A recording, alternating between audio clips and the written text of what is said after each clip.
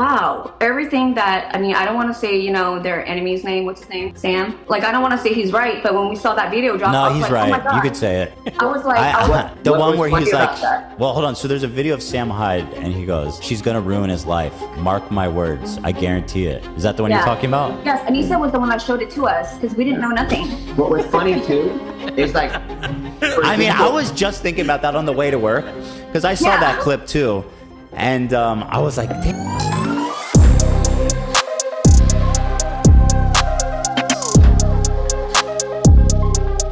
Let me just sit with that. Oh no, dude. Yeah. Another question. I heard that Anisa was talking about me and us even before Creator Clash 1. Yeah, she had said, like, I forget what she said, like, but she had said that she didn't like associating with you guys for some. Wait, before Creator Clash 1 is around, it's like just after Ethan was in Content Deputy Rice Gum, right? Or is it that far, is it farther back? Some reason, but then like you had been doing better or something, so they were happy to go on your show. It was it was vague, but oh my God, yeah, dude, Anisa is like, I mean, it's not surprising. What's the name of the guy? Keemstar Orbiter, Nick Oreo, Mr. Oreo. I don't mean to like, I don't want to be that guy who just says shit like this, but I'm gonna be that guy. She was kind of like a wannabe commentary groupie back in the day. Like she did like the booby streaming over on Twitch for a little while. She was tweeting and thirst trapping for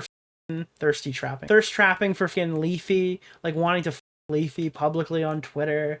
All right, you know, like the Chris Ray gun shit was going on. She landed on iDubbbz, got involved, started working on the content cops. I mean, she's always been like a clout-sucking demonic entity, but people kind of looked past that because of all of the other controversies. She was not very well liked prior to being Ian's wife, rather. Like, this was kind of the reputation she'd had before this. Hi, Future Nick here. While I was looking for the clip of Anisa being a booby streamer for the previous segment, I did accidentally stumble across a top clips page, and just randomly, I just clicked on a random one. It happened to be something topically relevant. Actually, we're actually gonna let this play right here. It's just like the whole unfortunate situation of Israel and Palestine. But it's like a political, it's like a whole thing, right? It's not, like, it makes me sad when people say things like that, because I think it's like, it's not, I don't think that they don't like each other. I think that there's just a lot of pain and misunderstanding that's going on. But because she would talk, she would kind of talk poorly about a lot of different people, so it was easy to just lose track of it. But yeah, she definitely had mentioned like if Leafy fucking engaged with it, we would have a very different story here, I think. Something about you and Hila, and like, or maybe it was just. Then maybe Ian would have grown up to be like the smelly drug addict day trader instead of Leafy. Maybe they could have switched places. You, but somebody had done something that had offended her at one point. I'm so sure. She thought, yeah, so she felt like you guys weren't like good people or something. But then once you could do their show, but she loved AB and Lena. She always loved them. Yeah. She would. So here's There the you thing. go. Who doesn't love AB and Lena? To be fair. Good question. To be fair, right? Who doesn't love AB and Lena? Yeah. The problem is like Leafy is kind of like well, he's kind of got like CTE for drugs, you know? Like he's like one of those people they pull out after he had like one too many concussions, and they throw him out in the front. Like, I'm not sure Leafy can even comprehend he got a W here. I think somebody's got to kind of explain it to him slowly, so he might be able to figure out that he won this one. But it's extremely sad what happened to him. She wanted to get her Lebanese credit, so that's self-inflicted. Why she like loves so much. She's trying to get her Lebanese credit up. Yeah. He would always, because she would be like, they're Muslim and I'm Muslim. Yeah. Oh, wait, what? And I was like, everything you do is haram. Like nothing you do is. I have Muslim fighters. Yes. They pray 5 times a day. They don't touch women. Like, besides your wife. They're a couple of them are from Dagestan, right? And in Dagestan, you're not allowed to shave. Bro, Dagestanis are fucking. They're like wired for fucking competitive sports, dude. Dagestanis is that's Khabib, dude. That's fucking Khabib. Yeah, dude, those guys can fight. Take a woman's hand, like, but they put their hand on. They're very respectful, right? But it's just Hamzat Chimaev, yep. A totally different mindset. So then when I hear Islam Makhachev too, and I have other Muslim fighters that maybe don't pray 5 times a day, but they still like they'll try to eat halal when they can. They have like a lot more. They have a different moral compass. So, for example, she would always talk about how America is this horrible place, and Dude, she was watching us on streams. Clearly, Americans are like so bad, especially like white Christian. She's like the white savior. It's so funny. The wannabe Arab white savior. Male Americans. Get out of here, dude. Oh, and Why? yes, what is her problem? And then, but somehow I'm like, have you ever been to a Muslim country, Anisa? Is it like a bad case of trolls remorse? Maybe? Like she got secondhand, like that fucking, the Tanacon thing was really their like jumping off point, and they felt so bad about it. They dedicated their lives to being pathetic losers after that. Like, and then obviously she hasn't. So to me, it was just like, there was this big disconnect between reality. So example, before the first or second creator clash, she said, we have 300 creators in the event. And I said, oh, who are they? And she said, it's mostly communists and sex workers. Yeah. And so I was just super confused by that. She said that? Yes. I heard this. Okay, so hold on. They've said before that it was... By the way, communists and sex workers just sounds like a Discord server. Like all their friends are like Discord admins. Twitch streamer. Oh, this is so telling. Publicly, she said it's Twitch streamers and porn stars. Right? Is that what she said, AB? Boxing and sex work. Boxing and sex work. But behind this... But in private, it's communists and sex work, dude. The Red Scare. That's what Ian said about behind the the vibe of scenes, Creator they're Clash. saying communists and sex workers. Which, by the way, I've been holding on to this image since you mentioned the Getty that they flew the Getty images in. The only one I've seen is this guy. This is Froggy Tonic, and he showed up here. Jump scare. I think he mistook the event for. He thought this was the revolution, dude. They were gonna take guns to the streets after the gala and paint the land red with the blood of the fucking capitalist regime. Holy shit, dude! He thought he was literally going to war for some kind of communist gathering. I mean, what a fucking weirdo, dude! This is the guy that. Did you guys see the madness in his face? Gala? Yeah, he was actually security for the event. Little do you know. Guy's mad. Did you guys see him there at the gala? I didn't see him. No. I saw him. Did you just call him Gay Guevara, you fucking asshole? What the fuck, dude? Isn't it so Pride Month, you're gonna do that to me? insane to wear What am I that supposed to do? Not repeat that? outfit and not be seen? Yeah. Yes. Isn't that unbelievable? Wow, like you did all that and no one, I too did not remember seeing that person. A friend of mine who was there in my corner did not remember seeing that person. And I know if someone wore that around me, I would remember them. Yeah. I would never close my eyes and see anything else. So that's I remember crazy. that. You My remember cousin seeing said, him? "Why does homeboy look like Fidel Castro?" It was, Yeah, it was my cousin. He's a jackass. He doesn't even probably know who Castro is, but it did make me laugh. What a fucking weirdo. Yeah. Yeah, this guy's a horrible person. The Froggy Tonic thing is especially interesting to me because low key, he's a disgusting human being, like really He vile. ruined Creator Clash. It was him. He ruined Creator Clash. No, it was Frogan. It was fucking Frogan. Shut the fuck up. He couldn't just shut the fuck up. He had to go and be talking all this Him and nonsense for Frogan. no reason. Twitter, just nonsense Twitter. And look what happened. You're You fucked right. it up, bro. You're right. You fucked it up. Yep. Because Yeah, if you you're didn't right. say shit, then you wouldn't have the thing and the thing. This guy was whatever. on. I don't know if you guys know the lore. He was on Twitter saying shit like about how I feed my kids dog shit, and then CPS came and then he kept going on about how it was justified and all this stuff. And I don't know if you guys know the story, but I was like, dude, why are you friends with this guy? And then that's basically what started the whole thing. Right. We saw that like all they had to do was help you guys with the CPS call, and they wouldn't, and then they turned completely negative on you and started attacking you. Then guys. they justified it. Yeah, and so that was how that was part of why I wanted to do this, was because I was like, you guys actually supported us more than they ever supported us. So I was like, oh man, oh god, paying out that fucking. I mean, this is if this is all legit, it's just like this is cool. Imagine if Ian and Anisa just said like, hey, I've been to their house and there's not like shit all over the floors. That's not like accurate. Imagine like the different path we would have gone down together if that was what was said.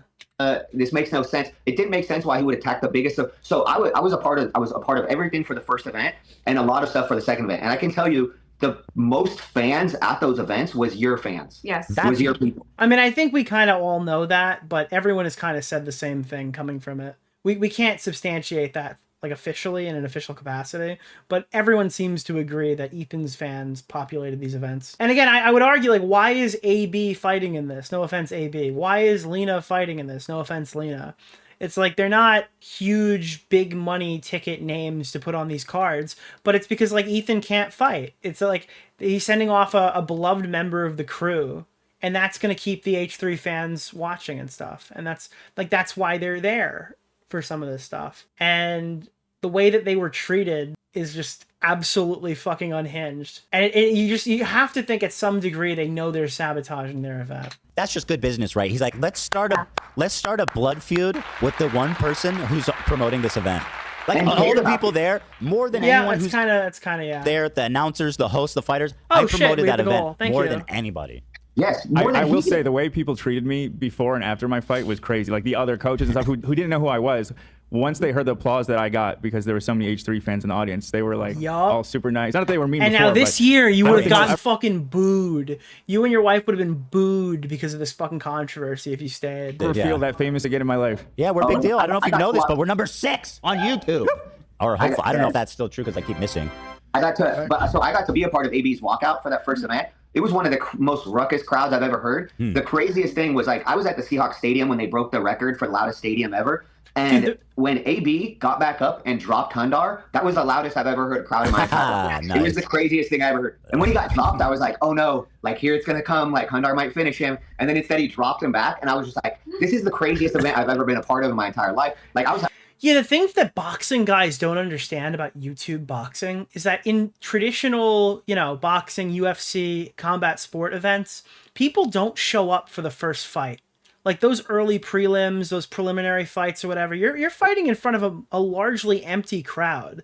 But when you're in a YouTube thing, those guys show up at door open. They get there early. Some of them are younger, so they don't really know what's going on. They're just there to see a random YouTuber fight. Or they're selling more concessions. They're filling more seats earlier. They might not fill all the seats.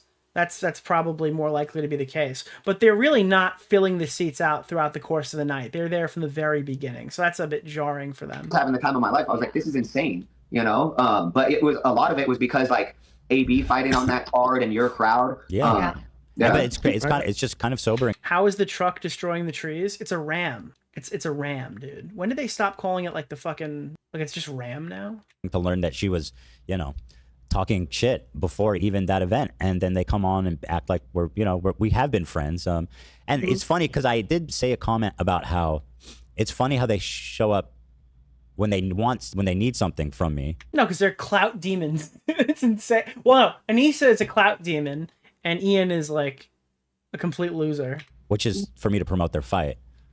And he got all incredulous about that. He's like, "Oh, really? I don't need anything from you, Ethan." And I'm like, "Well, how's Creator Clash 3 going?" Right. Well, and that's what probably I don't like an ego thing, or it makes. It's even bigger that Creator Clash is failing because you have to account for how many people have come over from Hassan Piker's audience and rejoined him and gassed him up, and how all the snark pages are like, "Oh, you guys got to buy Creator Clash pay-per-views and Creator Clash tickets." To see the event failing in such a dramatic fashion during this conflict is pretty fucking bad. They clearly can't make up for it. Makes no sense to me because, once again, I was a part of all that. And he would never put out training footage. He would barely ever promote it. And so you would actually be like, hey, guys, Creator Clash 3, AB's on it. He's training. Lena's training for this. Yeah, we talk about it all the time. So you guys would talk about it way more than he would. Also, he would never put anything on I want to say that after Michael and I came to LA to go on your podcast, right, with Ian and Anisa, I clearly remember that when we came back from that event, I put up the reel of Matt and Ryan, right, working with Michael, and then Ian texted me right away, and he was like, "Hey Kate, just so you know, you shouldn't put out content without confirming with me first, because a lot of YouTubers are actually very sensitive to their image, like me, and so therefore, before you share anything, you need to let me and Anisa know." And I just thought, okay, so this is kind of work, and I never share it. Keemstar Orbiter. I'm sure, by the way, I am Mr. Oreo. Oh my god! Thank you, by the way. That you said you were training. It was footage of you training with Dad. No, it was Matt and Super Mega. Yeah, Super Mega. I am sure that none of those people, he didn't mind doing that. Oh, no. No, he didn't. He actually accepted the collaboration, and it had 200. Oh, he accepted the collaboration? Yes. So it sounds like a win-win, wholesome post. Yeah. It should have been. But that was when I realized, I was like, oh, he doesn't want me to get any like clout from this event whatsoever, even though I'm the one putting in work with like But why is that? Why would he call you and seemingly be like, you shouldn't post, I don't want to see you posting stuff without my permission? Yo, 20 gifted. Thank you. To you, Nick. Holy shit, I appreciate that, buddy. Thank you.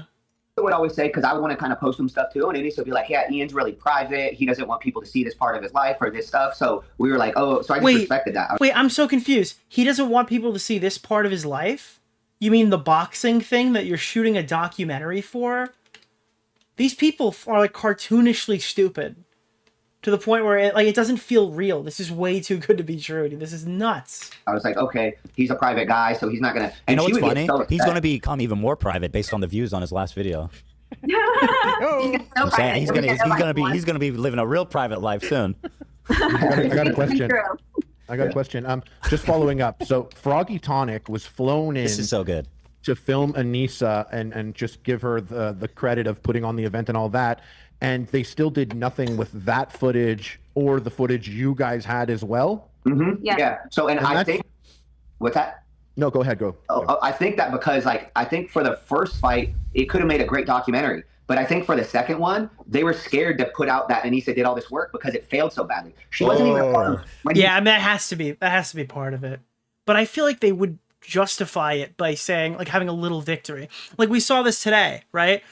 Creator Clash is a failure. Creator Clash 3 is a massive fucking failure, right? And you know what else is massive? It's a huge failure, but Ian capped off his video by saying, well, it's already better than last time because money from Hassan Piker's stream was raised for fucking charity. He is the chief of Little Victory Cope, you know? Like the chief of it. He did his charity when he did his charity stream, or not, I won't even call it charity, when he did his fundraiser stream, because it wasn't charity, it was a fundraiser. Thank you. I'm glad that you agree. So when he did his fundraiser stream, I don't even think she was really a part of it. And it was like a lot of this thing. No, she was a part of the fundraiser stream. I don't know if it was a recent one, but the one that they did after Creator Clash 2 is the clip where like Anisa is like giddy posting about how Keffels or whatever had fucking shit on me on Twitter for making fun of her husband. Failed because you were the person in charge, but now when Ian has to make up for it, she was nowhere to be found. And he was like doing embarrassing things. As a boxing coach, you don't want to see your client doing those things under those circumstances. You know, it'd be different. Keep the pride up. Keep the self-respect up. Literally, because that's on my, and once again, that's what I was telling him. I was like, a lot of what you do reflects my brand. So when he attacked you, all of a sudden, I start getting all these messages on all my stuff, and I'm like, what the fuck is going on? Like, why am I getting all this? Like, one of you are getting views again on some of the like old, because I haven't put anything on YouTube for a long time, and all of a sudden I had a video of us at the AM of the Creator Clash, and all of a sudden there's just all these bad comments on it, and I was like, what the fuck is going on? And then I find out, and that's when we find out that he created the drama with you, and that's when we found out all these other things, and that's why we were like, I'm gonna get my side of the story out there because one, I'm not affiliated with him unless like except for training that 10 months the first time and the 4 or 5 months the second time. Mm-hmm. Otherwise, like we have no affiliation. Yeah. We'd invite him to Thanksgiving dinner. He came once. Like when I went to LA, Thanksgiving dinner at your house. I made a turkey for my first time, and it was a special Thanksgiving because you had turkey for the first time. Yeah, what have you been waiting for? Oh, yeah. You made it. You made it. Okay. So I made the turkey for the first time. It was a super special Thanksgiving because my. What the fuck, dude? I actually, this is like, by the second, this is getting worse. We decided that we were going to get married, and not only that, but Michael's dad passed, you know, and so that Thanksgiving was super special. I've never made a turkey my entire life. Yeah, I thought they didn't go. I had just assumed that they didn't go to this. So they fucking celebrated Thanksgiving together? I put it together. I figured it out. We live in a small 2-bedroom, 2-bath apartment, and I had to go buy extra tables and chairs so there'd be room for me, Michael, my 2 sons. And the millionaires that are coming over to eat dinner with us. And my friend and Ian and Anisa to sit, and we went out of our way to do all this for them, and they just treat us like we're just, I don't know, gone with the wind. Yeah, so, but what I was saying about that is like, I would invite them out to do stuff and almost never get a response. And then when I was in LA, like I hit up AB and he's like, yeah, let's go out to dinner. No, and I'm AB is like, such a good guy. Yeah. I'm like, so AB's willing to go out to dinner. But Baby likes you. I think he wanted to spend time with you. If you catch AB out and... Yeah, but my own fighter didn't. And it broke my heart all the time because Like, so there's a coach named like Mike Quick Flores, and he's amazing, and his fighters loved him. They helped him start a damn YouTube channel. They bought him cameras. They helped him start a YouTube channel. They did all this stuff for him. Yeah. And like one of his fighters was like James Oddwin's out that got knocked out in like freaking 30 seconds, and he still loves training with the coach. So I'm like, how does somebody that get knocked out in 30 seconds have such a close relationship with his coach? And I like went to hell with Ian, and we have no relationship. Yeah. I got punched out of the ring, and that never happened. And I love my boxing coach. Yeah, that was pretty awesome, by the way, Harley. That was a great moment. That was one of the best parts of it for me was one, meeting people like Harley, AB, but also like networking with those coaches, right? Like Harley's coach, Jesse Thompson, is amazing. Like he's an amazing guy. He's an amazing human. He's an amazing father. Yes. All the coaches that we would work with there, Coach Rick at his gym in Florida, like we loved them like they were our Florida family. But then Ian and Anisa would just kind of use them. They didn't even know whose promoter's license we used until like 2 weeks before the second event. Yes. So I told her while the promoter was there, because that's actually his gym that we're training out of, right? He's part owner. And so I told Anisa that that's actually Ryan Ricky. He's actually the fight promoter. We're using his license to throw the events in Florida, you know? And she was like, oh my gosh, really? How did I miss this the first time around? And I'm just like, I don't know, maybe because you don't care about anybody that doesn't have a huge following. And so right away she went and followed him and then she started tagging him. It's just ridiculous. So we were like, how did you, because they didn't want to take time to get to know the boxing community. Yeah. She acted like she was better than the boxing community. Yes. We were in a boxing gym called Top. Because she thought she was. She thinks she's better than everyone in the room. If there's someone else in the room with her, she has superiority. She is the protagonist. Frank one time, and there was a guy named Jay Prince who was like the manager for Floyd Mayweather, manager for Andre Ward, and all these very high-level boxers. So for me, that's a big deal. And the owner of the gym was kind enough to introduce us, and she was like, no, I don't want to meet him. Ian's tired. We don't want to meet him. Yeah. Wait, I don't want to meet him because of what? Yeah. Ian was tired. Yes. She would tell Ian when he was tired. One time we ended sparring, and afterwards everybody's hanging out, and she walks up to Ian and she goes, you're hungry. Yes. And so they had to leave because Ian was hungry. So she What? Dude. I every minute of this is getting worse and worse. tells Ian when he was hungry. We're like, what the hell? So, So- is this what is It's do nonsense. you think that he walks around in a gimp suit at their home? No, I'm genuinely wondering. Do you know, does he just sit there? Does he sit there as a chair in a gimp leather suit and she just sits on him?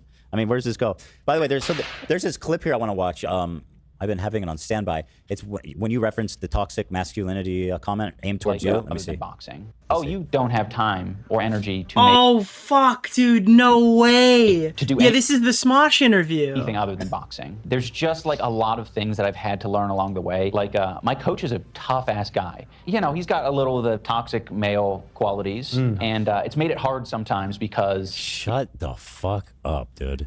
Yep. Yeah, this is the type of stuff that makes me think this is like there is some basis in reality to what they're saying. What the fuck, like, dude, please, like, I don't understand.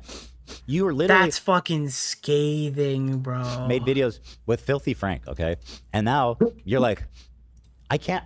He was a little toxic, and it made it hard for me. It's like, shut the fuck up, dude.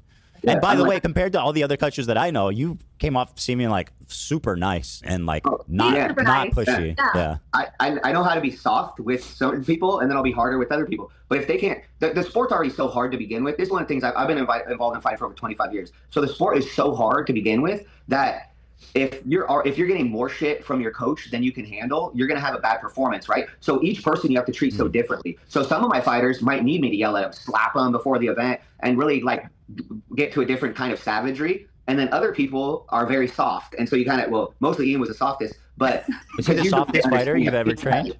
What that? Is he the softest fighter you've ever worked with? Well, he hated boxing. Yeah, but not only that, every single time we had a session, it would have to follow up with a therapy session with him and Anisa. How frustrating is that? I was depressed after every single creator clash because of all the therapy. We always had to imply. Oh my, dude, this is.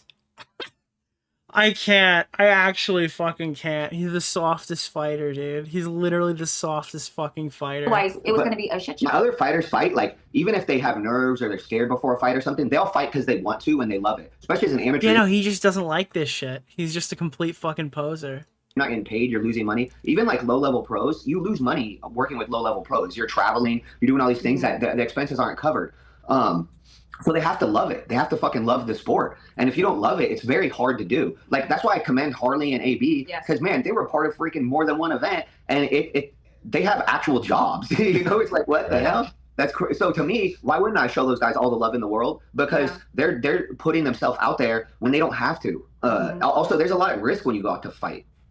This is not what podcasts are. Dude, please. That's only because they're talking about you. It's so obvious. Sorry, guys. He keeps interrupting. So I'm just going back right here, and I'm trying to see what is this clip. I'm looking for a clip right now. I figured that you guys might find this interesting. I had tweeted out, this was my tweet, right? This is why they were mad at me. I tweeted out a picture of Ian, and I wrote, "He looks so tired."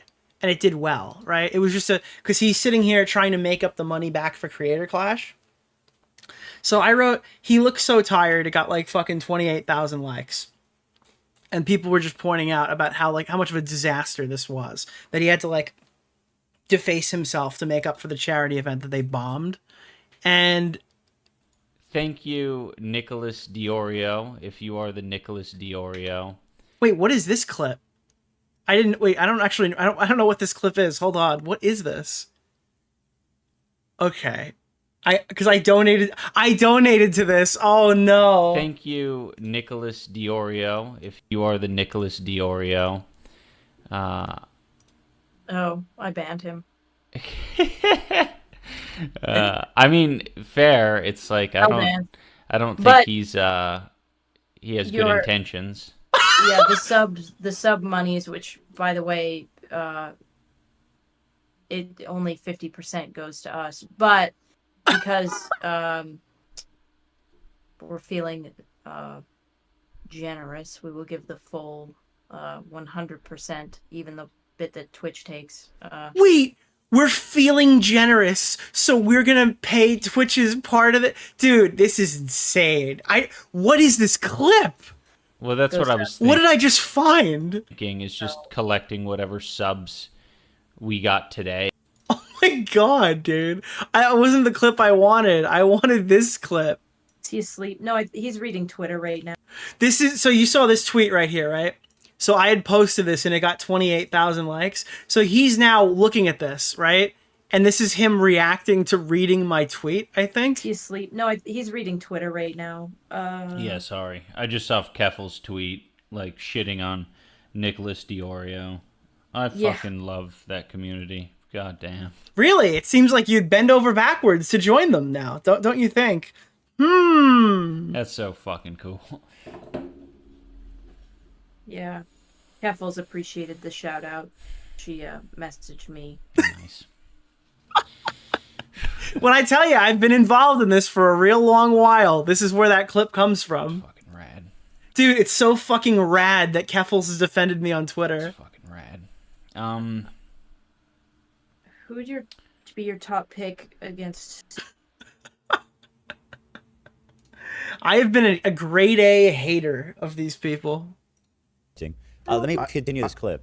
Male qualities, and it's made it hard sometimes because. Oh, thank you for hitting the goal. I apologize for not giving you a new one. I could be a little bit sensitive to it, so that's like led to a couple times where I've just been like kind of broke down. If you have like a bad sparring session, it's like that alone feels bad. But if dude, this is bad, bro. This is bad. Shit kicked in, and your coach is like exuding their disappointment to you the whole time while it's happening. It's like, I just kind of suck. He's gotten a lot better at it, and it's really not his fault. Like that's a little. Dude, my coach has worked on not being a raging asshole to me, dude. And we've really been working on this. And Anisa's told me that. She's like, that is the most normal thing. You're not going to find a coach. Dude, Anisa has told me it's normal. That's going to fucking take care of your feelings, bitch. Like, and I'm like, okay. That's the biggest irony of all is that apparently, and you confirmed that she was consistently the meanest person to him. Yeah. He doesn't feel that way. But also, like, in defense for her there, she did stick up for me in that scenario, right? Yeah. So there was times, but also, I didn't know if she was sticking up for me because they liked me as a coach or because she knew I was one of the only people that would take their shit. Nobody else would train him. Nobody else. They couldn't have gone to, like, I can guarantee you, AB's coach would not have allowed Anisa to come into the gym with her attitude or want to change the music at the gym. Oh, tell me that. One time she came and tried to put on her own music, right? Yeah. And then we got... Wait, what? Like, it's a gym full of other people, and they're like, got into it because they got into a tiff because she wanted to change the music. Go ahead, please. Yeah. So what song was it? Oh man, I would have to look it back up because I was actually in shock because some of the songs, even if you like that kind of music, because it was maybe some like indie punk rock music. It was dark. But what was just weird, and so not gym music at all. So I was just like, hey, I was trying to tell her that because one of the other coaches was like, hey, I'm going to change it now because she was playing the music after at the 1 gym. hour. But she Dude, these people are such self-entitled pieces of shit. shouldn't have even been on the aux in the first place. Like, you shouldn't be at somebody else's gym and then hop on their speaker. That's crazy to me. So she hopped on the speaker, and then one of the coaches was like, hey, I'm going to take you off now. And she was like, oh, like offended by it. And then I made the mistake of being like, well, that wasn't really gym music. And she was like, he doesn't play gym music. And then I said, well, it was kind of emo. And then she said, what's that? Hooba stank. Yeah. She said, was it Evanescence? Yeah. She said the other guy plays emo music. And then after that, I said, well, it was kind of like 12-year-old girl emo music. Oh my God, dude. Oh God. Dude, it's so bad because this is like, it's written so well that it's so believable. If this is fucking fake, I'm gonna be so upset because I literally, I'm buying this hook, liner, and sinker. I could totally fucking believe that she would do this. And then red jumpsuit apparatus. So I did go. I probably went too. Dude, it's like the Kids Bop fucking. She was a skater boy. I said, "See you later, boy." Far. That's not mean. I like to reveal girl music sometimes. I mean, in the right moment. In the right moment, sure, yeah. Not at the fucking gym, dude. Till I collapse, dude. It's not fair to all the other gym members that they have to listen to her music. By the way, this is a very big gym. I think it's like how many square feet? 4,000? 4,000. 4,000 to 5,000 square feet, okay? And there's multiple facilities inside this gym. There's a Fit Bar Cafe. There's a physical therapist office inside that gym. The Seawolves also train out of that gym, okay? They used to, but, you know, so other people use the space, and she just wants to control the music. God. That's so unprofessional. It's not allowed, and it's not fair to the other members. Why did you guys let her do it, though? Like, I don't know. We don't allow anybody else to do that. Yeah, no, I don't allow my other fighters to come in. No, that's insane. Who the fuck changes the music for the whole ass gym? Well, she did, and then she threw a fit about it and cried about it, and I had to talk to her about it the next day. So wait, what happened? Tell me what happened. So she ended up leaving. We were supposed to actually do her pad session, but then she left. She cried. And she had to go after. Dude, real voice moment. Dude, Ethan is such a fucking huge hypocrite, dude. First, he criticized fucking Markiplier for his totally real voice, all right? And then he outs himself for sounding like this. Yeah, and then she threw a fit about it and cried about it first. So 4,000 times. After that, I said, so I did go too. I probably went too far. That's not mean. I like to reveal girl music sometimes. That's not mean, dude. Yeah, you slandered Markiplier out of your anger and your rage, dude. You struck Markiplier down. 1,000 square feet, okay? And there's multiple facilities inside this gym. There's a Fit Bar Cafe. There's a physical therapist office inside that gym. The Seawolves also. He attacked Markiplier. He brutally maimed Markiplier in public. He publicly executed Markiplier for his through his anger. Train out of that gym. He pierced Markiplier with his own glider. Okay, they used to, but you know, so other people use the space, and she just wants to control the music. That's so unprofessional. It's not allowed, and it's not fair to the other members. Did Markiplier even respond to it? No, it was a bit.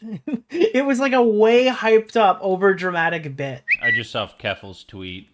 On oh, what a funny donation sound to play right now! Holy shit, that's so funny. Filmographer, they can say all this because they probably have it all filmed and can just post it. Yep. I recommend watching Nicholas DeOrio's latest video. So she got we don't allow anybody else to do that. Yeah, no, I don't allow my other fighters to come in. No, that's insane. Who the fuck changes the music for the whole ass gym? Well, she did, Jesus. Yeah, and then she threw a fit about it and cried about it, and I had to talk to her about it the next day. So wait, what happened? Tell me what happened.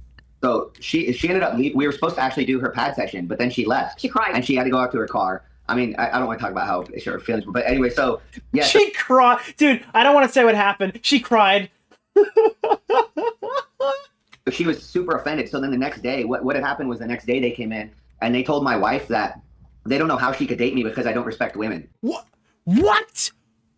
Bro, what the fuck? What do you mean? And so she doesn't know how. How did she expect your wife, Kate, to react to that? I have no idea. What an insane thing.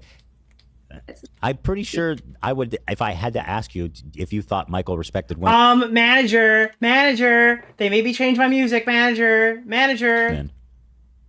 You would probably say yes, considering you're married to him. 100%. Yeah. I love Not it. in combat, though. Yeah. Not in combat. Not in combat. Right, no. right. No respect in combat. What do you mean they respect all the fighters, dude? I'm going to throw you a curveball here.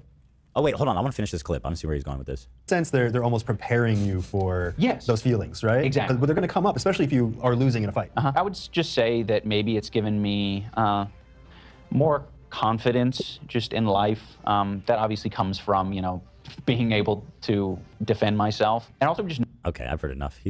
Let me throw you a curveball here. Anisa, semicolon, anti-Semitic?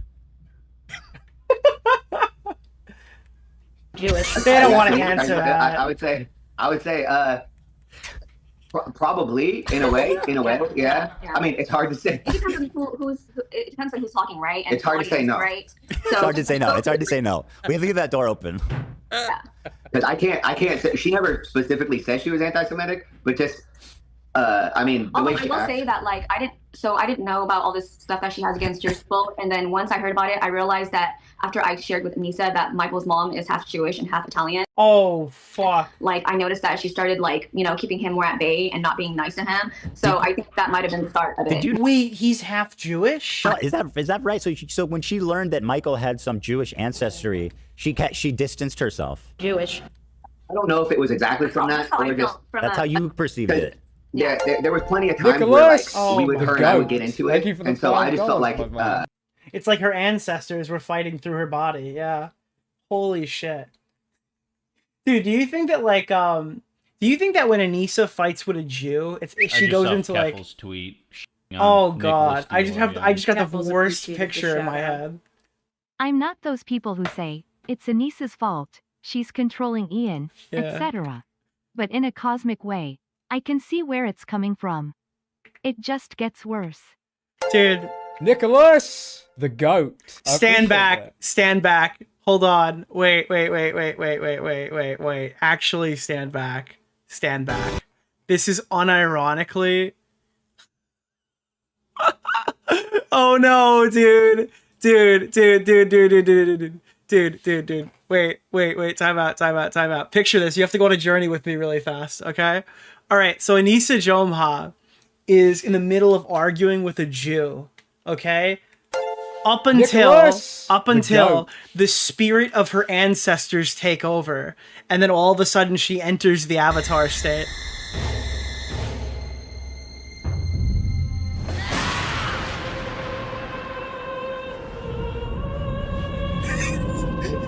And then all of her Arab ancestry takes her over, and she acts in a way that's not. Come on out, little boy. And then here comes the Jew wants. I can't. I fucking can't, bro. That's what I'm picturing. It might have been from one of the scenarios where we got into it, because once again, it was hard. Because I'm trying to focus on Ian fighting in front of 10,000 No way, dude. And I was having to deal with a lot of stuff with her too. So there would be a lot of times where, like, her and I would disagree on things, and then it would kind of cause issues at the gym. And then she would be like, sometimes she would be all for it, and then other times she'd be like, you need to chill out, So I was like, all right, I can't push this. It was just so hard because I've never worked with a fighter where we had to, like, therapy and deal with his wife 24/7. I've never dealt with a fighter where we had to fucking do therapy and deal with his wife 24 hours a day. Holy shit, this is fucking nuclear. This is like, dude, honestly, this is more pornography than anything Anisa has ever created. This is like a special brand of porn for all the people who have hated them for the last 10 years. Then we can't get the work done that we need with the fighter Ian because we have to deal with his wife. That sounds like an insane situation, yeah. It's insane. It's hard. A good example is before the first event. It's like 3 days. It was the Wednesday before. Like, we're literally sitting here watching Ian get plowed. We have become the cucks. Or he has his first fight. He's never fought a day in his life. He's about to fight in front of 10,000 people. We have weigh-ins on Friday in the press conference, and then we have the fight on Saturday. On Wednesday, she had such bad anorexia that she was going to die. So she tells What? Wait, did we just out her for being anorexic? Ian, Jesus. I'm gonna die, but if I go to the hospital, they're gonna hold me and I'm gonna miss the event. Wait, this is the day before the fight you just said? On Wednesday, she had such bad anorexia that she was gonna die. So she tells Ian, Jesus. I'm gonna die, but if I go to the hospital, they're gonna hold me and I'm gonna miss the event. Wait. She says she's like, my anorexia is acting up and I'm gonna die? Yes. The Wednesday before the fight. So that's literally because she's obviously, I mean, she doesn't appear to be she appears to be of healthy weight. I don't know. I would have never guessed. Yeah. I wouldn't have thought she was going to die. Anyone can have anorexia. Yeah. Right. Yeah. But I wouldn't have thought she was going to die on Wednesday. You know. Oh, thank you for the 20. Sorry, let me read that. I had it muted for the meme.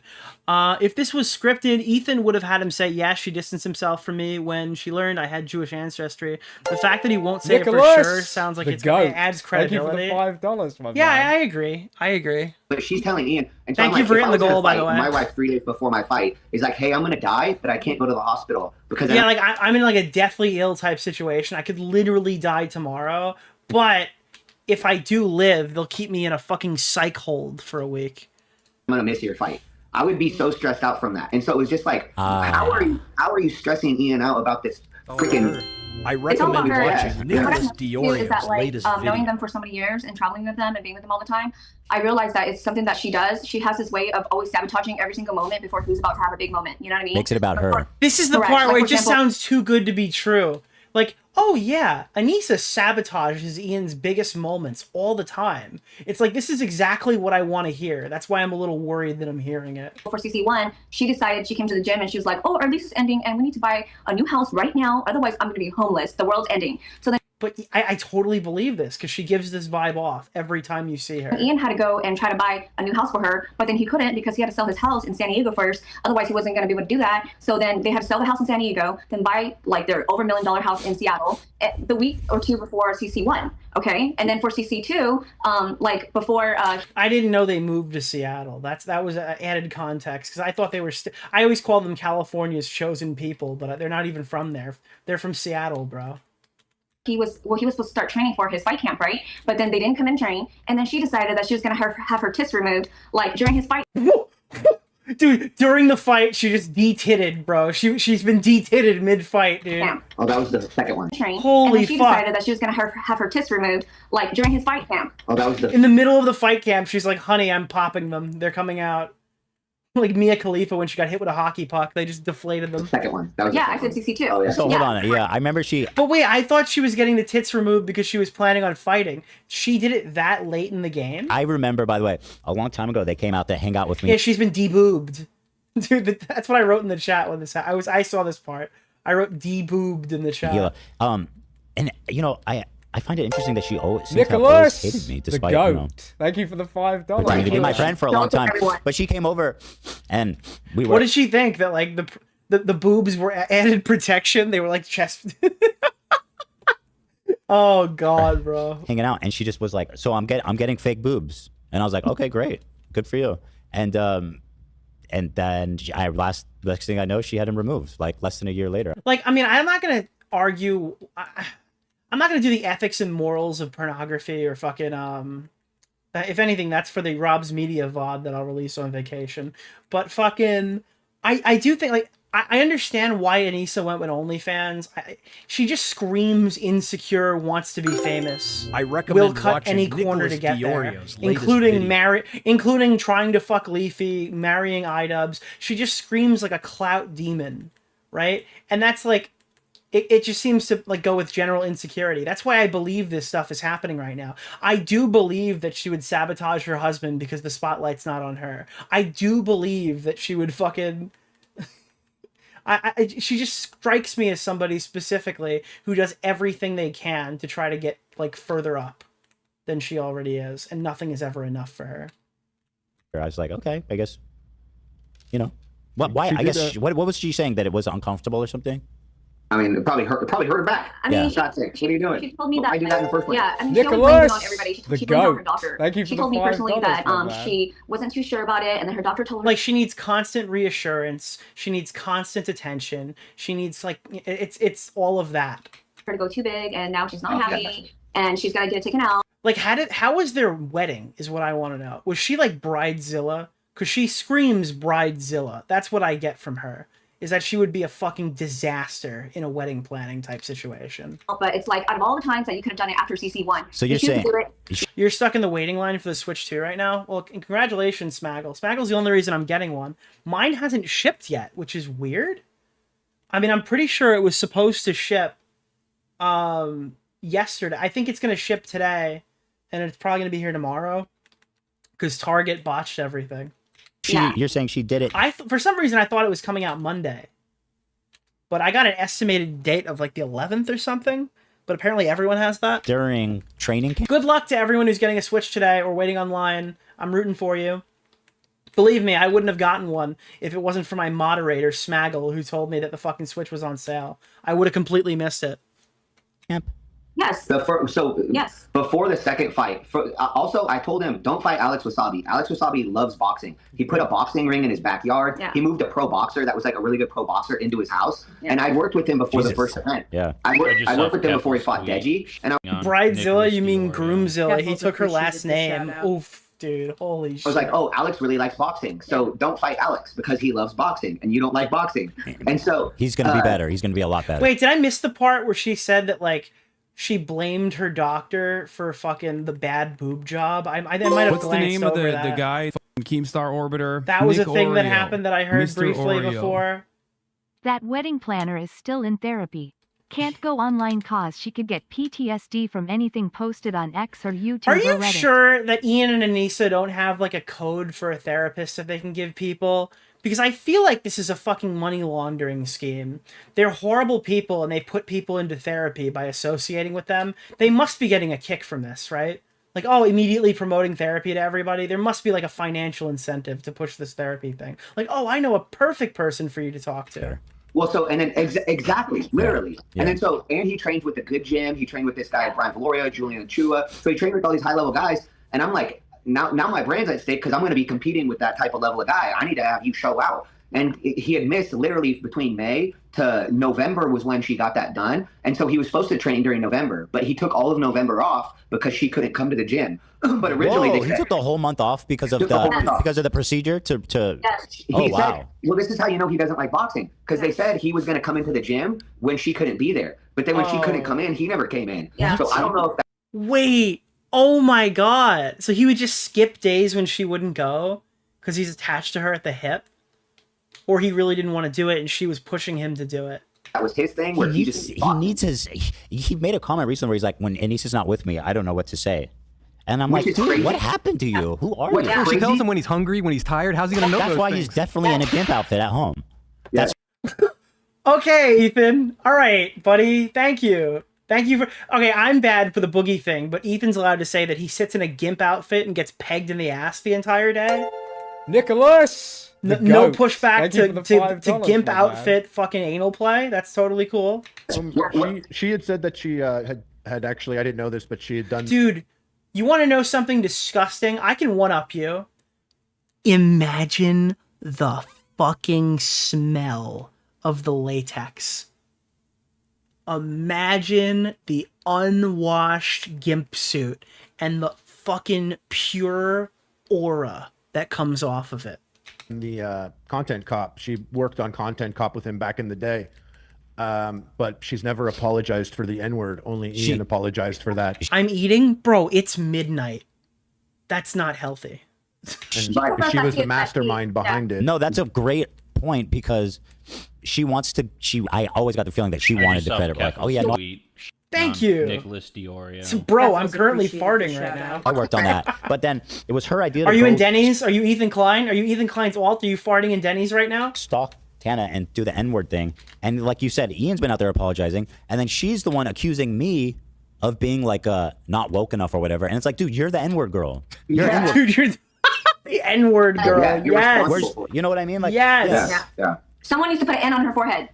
I feel like you're loving this. Oh god, yeah, absolutely. Imagine the dead skin peeling off, and he's covered in sweat too, because he probably wears it on the drives when she doesn't, because he doesn't shower. Ew. What's the name of the guy? Keemstar Orbiter, Nick Oreo. Go do that. Mr. Oreo.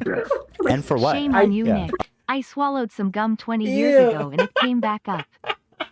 Oh, because she's the N-word girl. Yeah, I see. No, don't say the word. Dude, Ian is probably the person who had to have the fucking Nicholas, dentist give them a talking to. Thank you for the $5. Wait, dude, could you imagine that? He's like the kid who the doctor's like, you gotta stop swallowing the gum, Ian. Ian, it's not fucking safe. You can't swallow the gum, Ian. Don't say the word. Let's see here. Actually, he's probably the kid who didn't go to the dentist. Is this an abuse fetish? Like the Asmon, like dude, one Anisa Jomha away from being Asmongold and wiping his fucking disgusting gums on the white walls of his house.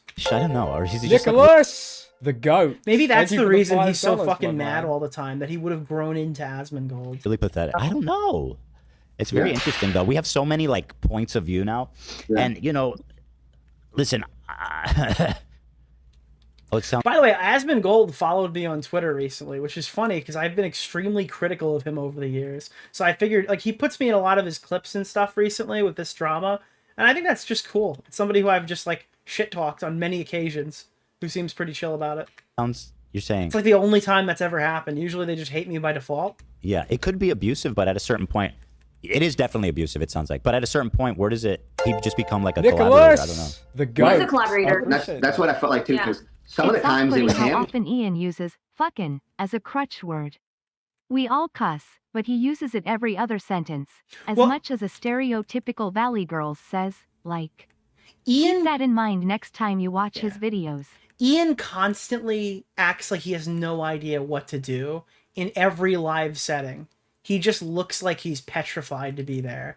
And it's weird because you think someone who'd be accustomed to talking to a camera, somebody who's been doing YouTube as long as he has, like, I get it, guys. Some people can't do live shows. Tro can't do fucking live shows. As good of a video essayist and as nice of a voice as Tro has, he can't do fucking live show. I think the only time I've ever seen him was one Augie RFC After Hours show in 2019. So I get it. It's not everybody's thing. You think that he'd be just a little bit better at doing talk shows at this point. And then some of the times it was her, but then some of the times it was actually him, and she was actually the one keeping him like to stay the course. But at the same time, he didn't want to box, and she was the one that wanted him to box. That's what it seemed like. Yeah, you know, here's a good. I mean, I could believe that too, because it's like it's her event. Honey, I need you for this. This is our event. It's like, yes, this is our event. I agree. It was her event. It was her opportunity to prove that she could be a businesswoman. Example, like when the whole Froggy Fresh thing happened, Ooh, right? Froggy. Let me see some They new were shit. actually at our home because one of our mutual friend, David Benavides, who's a pro boxer, he was fighting that night. And Ian had met David Benavides through one of the YouTube podcast events that we were doing. Whoa. And at the gym, at the Benavides gym here in Washington. And so Michael and I paid out of our own pocket to get pay-per-view. We invited Ian and Anisa over to watch the fight of David Benavides. And because the Froggy Fresh drama went down, they spent the whole time in my bedroom on Twitter reading all the comments. Dude, it's like the VidCon stories when the I'm Alex story dropped. When we were dropping videos when they were at VidCon, they like with the Slazo situation, people were reporting they were running off to Airbnbs and fucking hotel rooms to watch the videos in silence or whatever. And I think that's what it was. Like Blues Dank was in there, so he actually attested to this. Vega had seen it happen, that they were leaving parties to go watch the YouTube videos. This is like their thing for iDubbbz and Anisa with the Froggy Fresh shit. Like they were leaving the social gathering that they were at to go like silently watch and read Twitter. Oh and it was the craziest thing ever. And that's when I was like, So man, Sam Hyde is right. Because look at them, they were reading it, and Ian was like, "Oh, Tiffany 465 says this. I think that's a great comment." And then Anissa's like, "What about this comment?" And it was the craziest. Kind of like people that stuck up for him and didn't stick up for him. And like you just know they were sitting there watching those Twitter spaces, like sobbing, like with their therapist. They brought their BetterHelp therapist into the call to watch the fucking Sam Hyde, Keemstar, Nick DeOrio, Turkey Tom Twitter space. Well, I'm like, hey Ian, the guy that you just met is fighting in a world championship fight. Let's watch this fight. Oh no, dude! But he couldn't even watch the fight because they were so caught up in like the Twitter comments. Yeah. What was it that? So like they're trying to do like a coaching moment, and he's just like, "Sorry, dude, I'm in the middle of the big Froggy Fresh made fun of my wife, and now my mom is tweeting lore." What happened? Did he drop his video, or I remember? And again, it was so weird that they dropped him immediately because Ian's mom, or Anisa's mom rather, was like fighting back with Froggy on Twitter. It looked like good promotion for the stream, to be honest. Where Froggy made this comment about how he would, if he lost, he'd subscribe to her OnlyFans. Yeah. It was really because Froggy worked with Sam, and once Froggy worked with Sam, Ian was. And they come clean about that later, but at the time they were intentionally fucking vague. Super offended. And so Ian was. But they couldn't do that because they didn't want to admit that Sam Hyde broke him. And eventually, after it became obvious, they told everybody why they fucking kicked him off the fight card. Otherwise, it was the joke. It was the subscribe to Anissa's OnlyFans joke. Really offended by Harley that. worked with Sam. I know. Dude, and those videos were funny. Those videos were hilarious. I think Like, I think they let Harley go.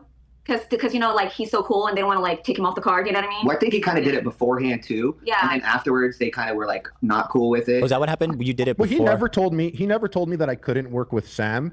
I just, as a person that spoke with Sam and spoke with Ian, I noticed that they had bad vibes between the two of them. Yeah. So for Creator Clash 2, I just opted to not work with Sam because then he got it. He understood that they had this whole beef thing. And then Froggy, he had gone and worked with Sam.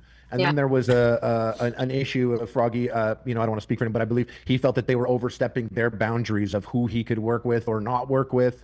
I didn't know. I gotta be honest, guys. This is kind of a hot take, so I don't know if you're going to agree with me on this. I feel like Anisa Jomhad does not get enough hate. You know? Like, I feel like there's a bit more due. I feel like she just doesn't get enough hate, and people aren't aware enough of how bad she is. Do you guys agree with me on that? That the whole thing was because of Sam until Ian unveiled it months later. I thought it was because Froggy made a joke about Anisa, and then they doubled back on that. I thought it was insane that he actually just admitted that blatantly. He's like, oh, he got kicked because he was training with Sam. I'm like, what? Yeah. How the fuck do we still have 7,000 people here watching at fucking 12:30? To even admit that. Yeah, they tried to use the video as kind of the last straw. And I mean, keep in mind, they would come to me sometimes and say things, and I'm not involved with that type of world. So they're like, yeah, this guy said if he loses, that he's gonna have to subscribe to Anisa's OnlyFans, and he's so disrespectful. And I'm like, well, it's your event. Fuck, if you don't feel like you want something on your event, then don't have him on your event. And then, truthfully, it ended up causing way more drama than it should have, and he brought way more attention to it than he should have. So it's like, if I would have been in the know, like, get ready, dude. Whatever bad fucking shit this guy's ever done in his entire life, like, this guy is gonna get open fired on by fucking Ian and Anisa. They are going to go look for any person he's ever taken a picture with, everything he's ever said, every tweet they could possibly find. I hope this guy fucking the guy knows what he's in for, because he is going to get hunted down like a rabid animal after this. I didn't know how bad this was. It keeps getting worse. This guy is going to get hunted like a rabid animal. We're going to find everything out about him when they're done with him. We would have said, man, just ignore it, let it be. Yeah. But at the same time, like I said, like, Ian would never say my name. At least when Sam would make videos about me, he don't care. Is it true? Well, yeah, obviously, but for them, I'm thinking for them. We're going to find out if it's true. There's no way they take this sitting down. They're not going to let this go silent. If they do let this go silent, it looks more like an admission. And that's like a fucking King Ani thing, but it's real in this case. Yeah. He might have been talking shit, but they were pretty funny. That's and he funny. would be like, yo, thank you for hitting the goal, guys. So Sam Hyde did more to promote you. You guys have earned a goal. Yeah, I was super happy. I was super happy when Sam Hyde did that video, and I saw that there was like 11,000 views, and I was like, look, babe, my content's finally out. My filming is out. He had videos that were like talking shit about me, but they had like 100,000 views. So we were like, fuck, that's more than Ian's ever done for me. That's crazy. That's crazy. And the first Creator Clash. Yeah, the first Creator Clash, Sam had a major presence there, even though he physically wasn't there. I did see a lot of shirts, a bunch of Sam Hyde, and something that has that type of what's it called? Like it's hard to get people to move. Yeah, and people were there. They were wearing his T-shirt and stuff like that. And I had a lot of people that watched Sam and watched the documentary. Yeah, they had the anti-Sam Hyde task force there. They brought on people because they claimed it was over a bomb threat, but it was really just to keep any Sam Hyde fans away from like holding up free Froggy Fresh signs and shit. That watched Creator Clash. King Billy? But, Billy's here? I guess it was like picking and choosing who could Billy, be a part of thank the you so much. I'm gonna I probably won't get to your video until tomorrow. Not tomorrow. Until what's today? Wednesday? Until Friday. We're probably gonna do Billy Mitchell Friday night. Right. Yeah. That whole thing was so stupid. That's good though. It might give Carl an opportunity to cry on Discord, which would extend the segment for me. Yeah, they brought more attention to it, not letting him be there, than they would have if he would have just been there. Like so. It was the craziest thing because Anisa said to me, she's like, Kate, you don't understand. Ian and I both believe that Sam Hyde would really come and find me and would actually murder me. So that's the reason why we have to take all these precautions. And I was just like, are you sure? I was like, I think the guy's a millionaire. I was like, I don't think he's going to risk his freedom to kill you. Dude, I can't. Dude, Anisa Jomhad saw the Hassan Piker. I am coming to kill you at your home in Los Angeles. And was just like, honey, he could do this to us. We need to be safe now. Okay, so Sam is definitely an unpredictable, like high-level troll, but I don't believe that. I recommend watching Nicholas DeOrio's I don't think their security was video. at risk. Why would he kill him? Well, Creator Clash 1, he bought a ton of seats. I always tell this story, but I rushed to post that to Twitter to like put the clip out there because it was so fucking crazy that it happened on a DAZN broadcast. Like, this wasn't a creator clash type thing. This was an actual boxing promotion. And I posted the clip and it got struck down. Like, DAZN copyright claimed a fucking death threat that they broadcasted on fucking... I was like, well, I guess that makes it canon. I guess he actually is going to do it, you know? Because they wanted their copyright on this one. I was kind of shocked about that. Bought like a table right next to the ring that was like over $10,000 Yeah, or something. what do you think about that, there. Harley? Do you think Ian was right to cancel that? Or I've always been at a place where there are so many decisions I would have done differently, but I've always acknowledged, okay, this is your event, do whatever. When Froggy got kicked off the card, I remember calling to be like, yo, so this is so much drama unfolding. And he was like, oh yeah, I just told Froggy he's not on the card. And I was like, oh, that's going to not go over well. Yeah, that's probably going to be a huge fucking thing. And that I, Harley, am going to have to fight everyone online to defend your honor as you cower in fear in the background. Still understood. Dude, imagine the reality where iDubbbz joins the call and starts fighting with, like, me, Froggy Fresh. Who was in there? Me, Froggy Fresh, Turkey Tom, Bo Blacks, Keemstar, and fucking... who else? And Sam Hyde were all in the fucking Twitter space when Harley jumped in and started debating everyone. Literally tried to solo the entire group of drama YouTubers all at once. Imagine the reality if Ian took that phone call, or Anisa. Holy shit, that would have been amazing. We were robbed. Logic, not the Sam thing. I thought it was for insulting his wife, so I understood. I'm like, yeah, back your wife, sure. But I was... Oh, Pac God was in there too. Still, like, people are gonna feel away 100%. You know, they really, and now that I know that there were so many other people working at Creator Clash other than them, if I were their partners, I would have been like, who cares? Let that guy come here. Who cares about any of that? Let him fight. It's a YouTube boxing event. You know, let it all happen. I mean, if he was really... Let this man box. A lot of gatekeeping. Right. Gatekeeping this event, that's the less gatekeeping there is, the more successful it could be for charity. Right. Correct. And also, like, that guy would have promoted it too. So and at that time we were under the impression that it was still for charity. Bro, if they turned around and let him fight after that, it would have been so fucking hype. After all of that, to come back on the card, people would have thought it was staged. Some people would have literally thought they staged it. It would have been like triumphant return. And you got to remember, on top of that, was it Gideon? I forgot what YouTuber was offering $200,000 to charity if Froggy was, like, put back on the card.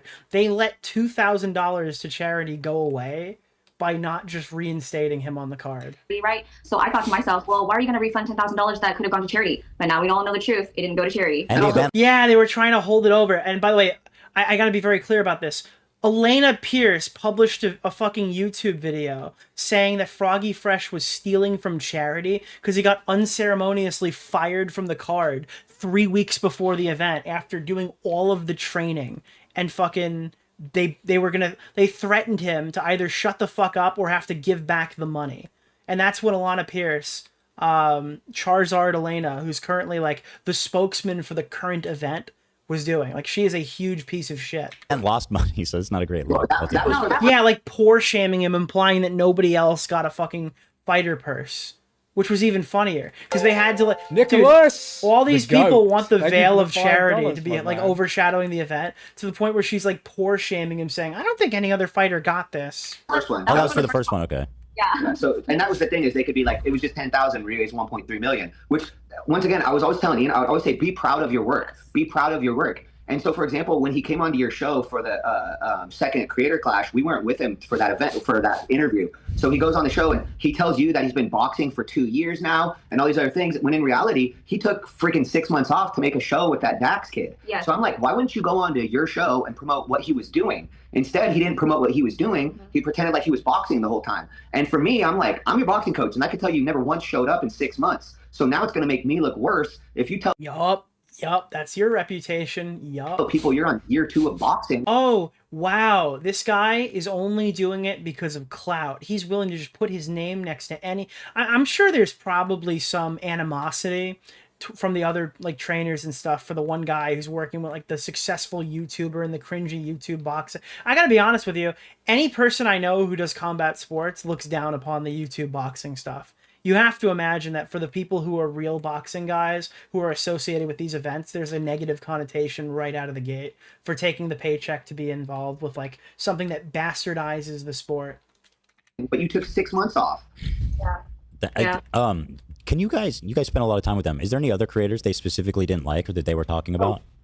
We have to tell you guys about how like was it the real estate guy? Oh, Stephen Graham. Oh man, Yeah. he pissed her off. Yeah. It's celebrity boxing. Yeah, sure, 100%. It's also cringy. A lot of these people don't train, and it looks kind of disgusting if you're like an actual combat sports fan. But like they kind of had to eat shit on Jake Paul because it I don't know, it grew the sport. It got a bunch of people involved in boxing. Yeah. Hold on. Let me pull up. He's the finance guy, right? Oh, he bought in the first one, right? Yep. Super nice. So wait, what did who? Like that they were talking about? We have to tell you guys about how like was it the real estate guy? Oh, Stephen Graham. Oh man, he pissed. Stephen Graham. Who the fuck is Stephen Graham? Yeah. Oh, Graham Stephen. He's the finance guy, right? Oh, he bought in the first one, right? Yep. Super nice. I heard finance guy. I'm like, wait, Caleb Hammer fought on this? That's kind of crazy. So wait, what did he? Imagine Caleb Hammer fighting. Yeah, he just seems like a pretty like. Wait, what? He's a great person. This is a different. Like he's got the name for it, you know. Stephen Graham, right? Like. No, I thought it was Graham Stephan. Yeah, Graham that's the Irish Stephan. name. Graham Stephan. Graham Stephan. Okay, I was like, he kind of looks like him. What's up here? Yeah, it did almost look like him. Yeah, we know this guy. He's the finance guy. Yeah. Very nice guy. Very nice. And like, so what happened? How did he piss off Anisa? So he owns properties. No, I'm just well, that was kind of it. But when they did his show, because we went to Vegas to promote the event, and when he went to do his podcast, I'm not fucking fighting Caleb Hammer, bro. That guy would kill me. That guy looks like he could throw a fucking punch, bro. I don't know. Maybe I'm completely off on this. That guy looks like he would beat the shit out of me. he didn't have a chair for her, so she was super offended by that. She was Dude, Anisa should fight like a landlord. Yeah. so pissed. Jewish. Yeah. Did he not get her a chair? Anisa fighting a Jewish landlord through the power her ancestors have afforded her. Is Gracie by chance Jewish? I don't know. What's that? Is he Jewish? Oh, Stephan, good question. Good question. Yeah. You're obviously Jewish. Well, she might have thought so. If you hear. Yeah, she might have thought so. She was so pissed because he had her. She was complaining about it, and owns property. Jewish. He had a chair for Ian, but not one for her. So she had to sit in the back far away, and she wasn't in frame. And so. What the fuck just happened? Did you see that? How did it just restart? What? Wait. Where's my timestamp? What the fuck, dude? Love? Is it Love? Is it Dan? Who the fuck just edited this podcast episode? Who just did that? Who the fuck just edited the podcast episode? In the middle of my stream. It was just getting good. Graham. Somebody just edited this fucking podcast episode. It glitched my stream. Instagram. Wait, where? Is he Jewish? Did he not get her a chair? Is Gracie by chance Jewish? There we go. I don't know. What's that? Is he Jewish? Oh, Stephan, good question. Good question. Yeah. You're obviously Jewish. Well, she might have thought so. If you hear. Yeah, she might have thought so. She was so pissed because he had her. She was complaining about it, and he had a chair for Ian, but not one for her. So she had to sit in the back far away, and she wasn't in frame. And so she thought that was so offensive. Jesus. That he would, like do a podcast with Ian and not. Wait, let me pull that up. I want to see what the. I'm gonna see. Graham's producer is actually a fan of our show. He's invited me and Lean out to dinner when we were in Vegas. Yeah. Yeah, Graham was great. Graham was super nice. Like Michael Reeves was great. Graham was great. Like I tried to help Graham a lot. So, I'm trying to pull it up. Wait, this is not. I want to see their interview. Now you see how it feels when we do it. When you do it to us. I'm sorry, okay, but in my defense, it's to make money. The iced coffee hour, is that what it's called? Yeah, I believe so. Okay. Iced coffee hour. I'm just curious what the set situation was like. Oh, look at his dumb ass. I'll beat up. Yeah, no room for her. Frugal warriors out there. Welcome back to another episode of the Iced Coffee Hour podcast. Oh God, everything he says is awful, and I hate him for it. Like everything that comes out of his mouth just sounds like he's like asking a question, and he's not even confident enough to say it out loud. Cast featuring Graham Stephan and Jack Harlow. We are now up to $136,000.83. Wait, with Jack Harlow? That's a good guess. Is it even? Yeah. He did a podcast with Jack Harlow? I hear that guy's track record is so clean. 198,000. So let me just kind of heard him. So they have a limited space. It seems like they have like a very specific. I was set. terrible. Let me Like, see. even I'm a professional podcaster, so I can look at this and I can say what happened, right? This is not what podcasts are. Okay, listen, I've got Horrible. credentials. You have no credentials. Oh. What does he get off saying that? You've chosen essentially the Keemstar. Can I hear that, Dan? You've chosen essentially the Keemstar path. Such a great sentence. Holy fuck, dude. Jack is the name of his editor? Oh, wow. So it seems like they just have a preset thing here, right? Like that seems. Or maybe they were just like this. This girl's annoying. Yeah, to be honest, I just think they wanted Ian to interview. I think they just wanted to interview Ian. Yeah, and he's the fighter, and he's the guy. I mean, what the Right. fuck? Why do you have to be in everything? And you said, sit back, sit down. So wait, I gotta tell you this part. Forget Ethan. So like when we came, because Anisa is the celebrity that lives through like the twilight years of Ian's career.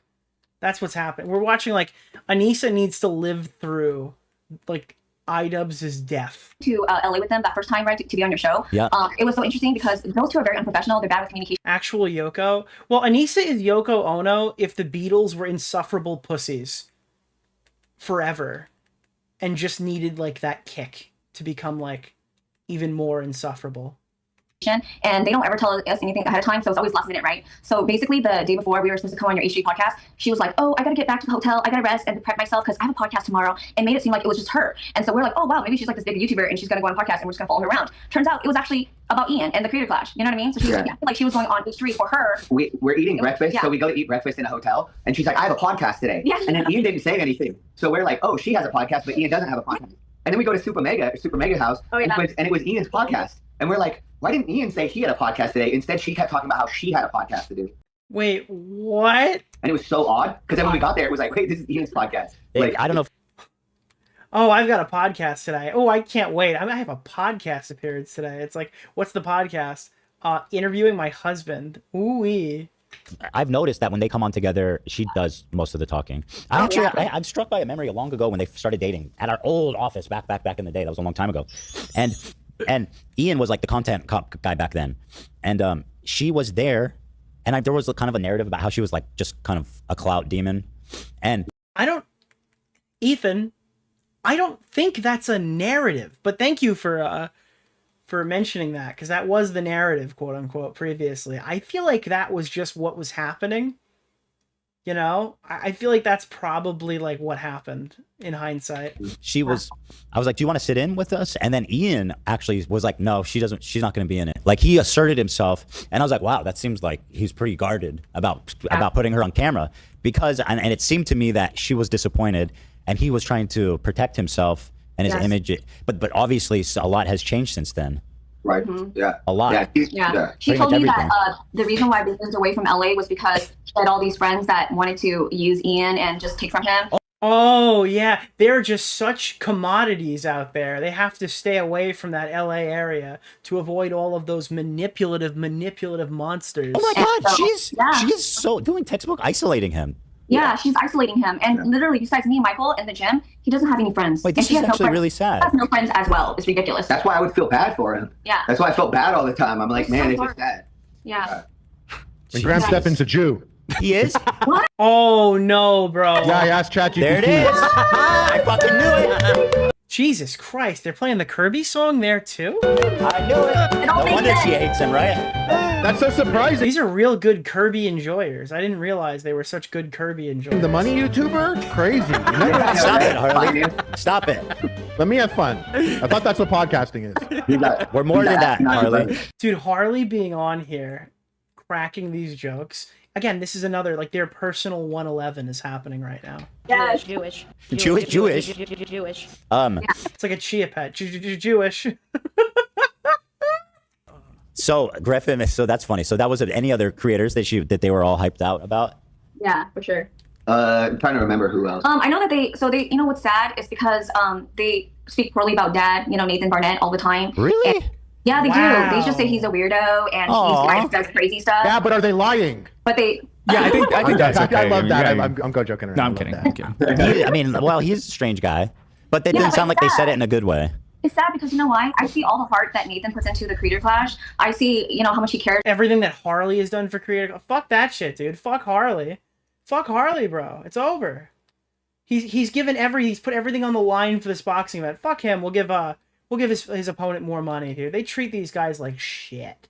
They treat them like shit. It's about Ian and Anisa. And so for Ian and Anisa to throw those kind of comments around when we're about to go meet, Dad, it's just like, it's sad because we see him and then his eyes light up. He's so happy that it's Ian and Anisa, you know? But but they talk so much shit about him all the time. I had a little tiff with Dad, but everything's all good. Water under the bridge. But he seems like a very sweet, interesting yes, guy, but definitely passionate about boxing and putting on a great show for them. I mean, from Creator Clash 1, his fight with Matt was the one that everyone was talking about. Joe Rogan watched it. You know what I mean? Yes. And she was upset. Why does it All the credit. Wait, what? So they used to call him a weirdo? She was upset she didn't get the credit? Is that what she said? Yeah, but he literally had some of the most viral moments of both shows. So, dude, I could see Anisa being like, oh, can we copy strike Joe Rogan? She just has that vibe. But another person that I know they didn't like the William Haynes, was it? Oh yeah, the one that fought on 62. Yeah. Well, they didn't like his post-fight speech. Yeah. And a lot of us thought it was hilarious. He said the Anisa word. Which guy? What's his name? Wait, wasn't William Haynes' post-fight speech fucking crazy though? Hold on. What was William Haynes' post-fight speech, chat? Creator Clash 2. I feel like he had like a pretty whoa. We all kind of sat there and went, like it was worst case scenario that the replacement said stuff, but I don't remember what it was. Jack versus AB versus Dad, Chris versus William. Oh yeah, here it is. Work. Wow. But unanswered shots continuously like that the rep weeks. Yeah. Like it seemed for the short All out of bubblegum. Chills here. I came here to take ass and bring names, and I'm all. I came. All out of bubblegum, bitch. Dude, what the fuck? Okay, this is fire, dude. I came here to take ass. And, came here to take ass and bring names, and I'm all out of bubblegum, bitch. William, congratulations on your victory. Tell us, do you have a message for your fans and supporters here today? Thank you, ho. Dude, this is the replacement for Froggy. That's why it's so fucking funny. All you hoes mean so much to me. I could do none of this shit without the line of hoes and niggas that love me. I love you, ho. I love you, niggas. I love you, Jews. Oh, now I know why she didn't like it. Dude, you can't. We were watching this, and my jaw was on the ground that this happened in fucking. As it was specifically the fighter they replaced Froggy with, and he won his fight, which obviously because he was towering over Raygun, and just started yelling this, dude. Love you, niggas. I love you, Jews.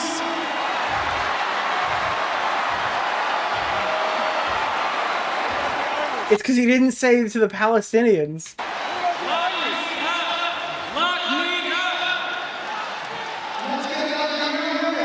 Like they cut away the name from of him. The guy, Keemstar Orbiter, Nick Oreo, Mr.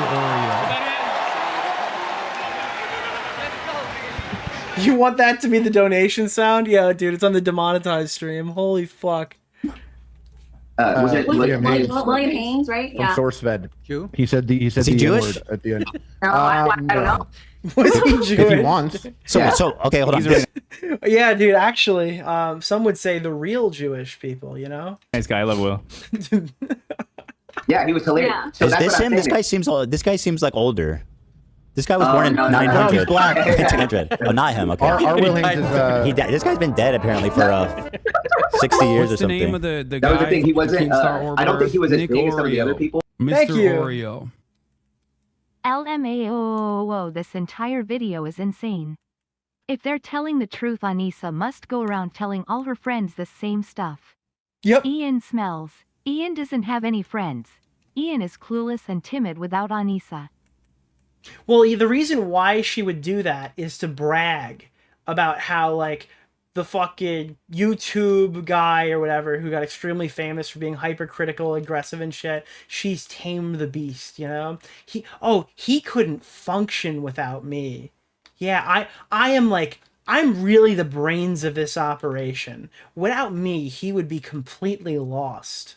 You know, because it just pads the ego. As far as like, I fixed him and I made him better than the man he was before. Can you someone send me a list of this guy? He's losing out on this Google search. In reality, he's like a domesticated cat. Yeah. Someone who died a decade ago. SourceFed. He was on SourceFed. HAYNES. Oh, okay, so he fought.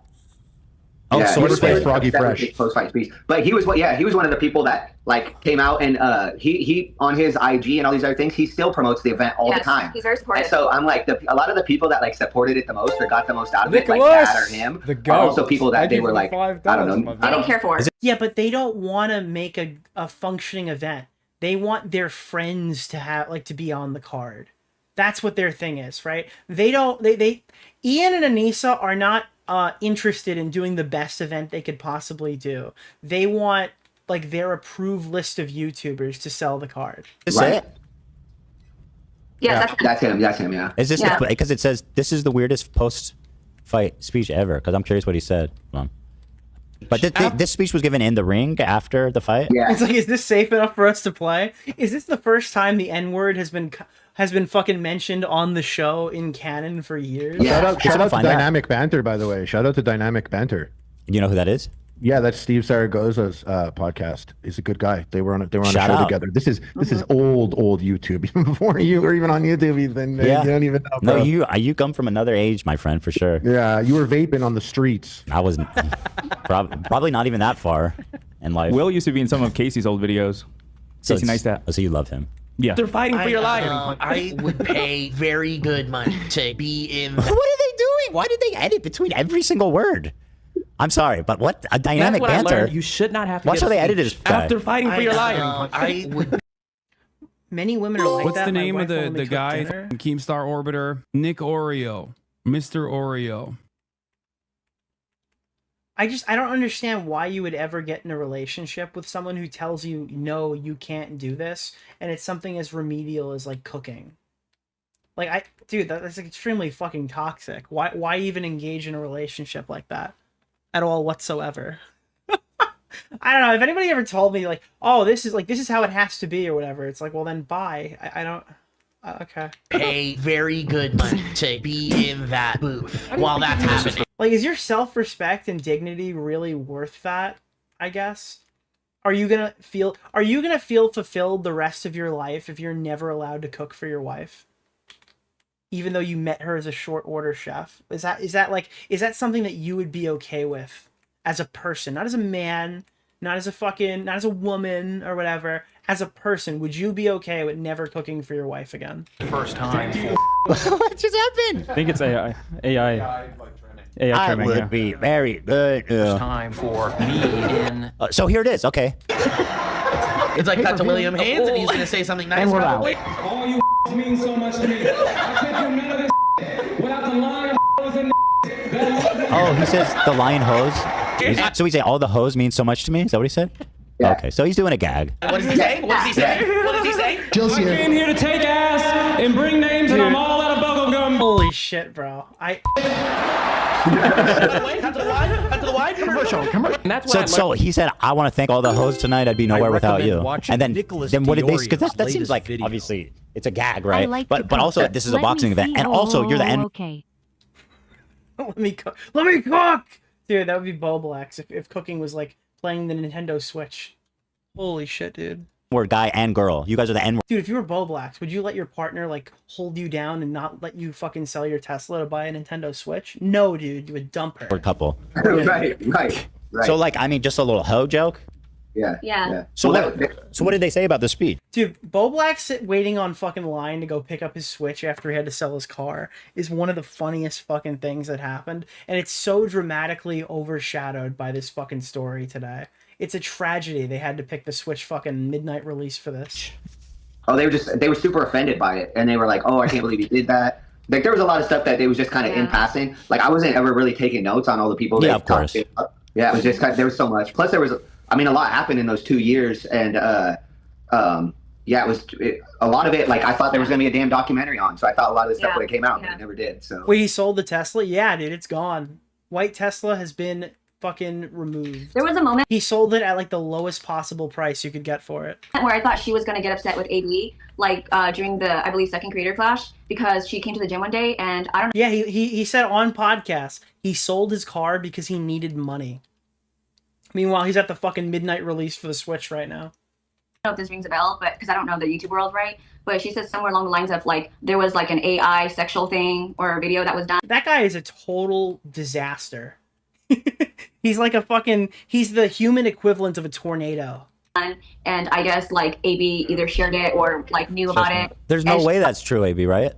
And that's like what? Yeah. Did he say it was because he didn't like Musk? No. I could pull up the clip right now. It was literally, he said, because like hold on. I think Tommy quoted it recently. It said he literally needed the money, so he sold his car. Because he was too lazy to make videos for a while. It's exactly what I told you it was going to be. It's not even really sad, to be honest. Here. Boom. Bo Black's forced to sell his Tesla. Do you have a car, Bo Blacks? No, not right now. Do you have a driver's license, though? Yeah. Yeah. Why don't you have a car? I sold it. Why'd you sell your car? I needed the money. Do you have... Yeah, so that's what's been happening over there. I mean, it does nothing for me. I'm sorry if that makes you upset. It does nothing for me. And then she was like, I find that so offensive. Like, I'm going to have to talk to him. And then I think she's referring to the cutie Cinderella thing. Did you do anything? Yeah. Is that, was that the bridge too far for her? Yeah, I guess. She brought it to the gym.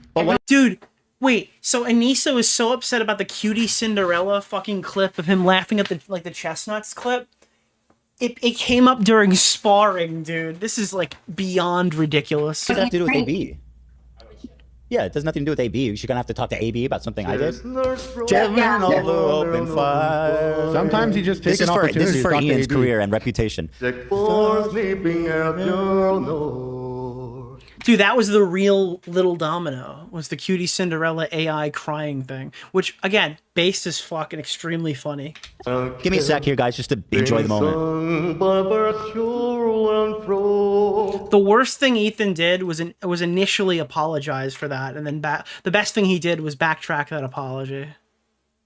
There's a live Eskimo. Everybody know. Have you ever seen such a flawless victory in your life?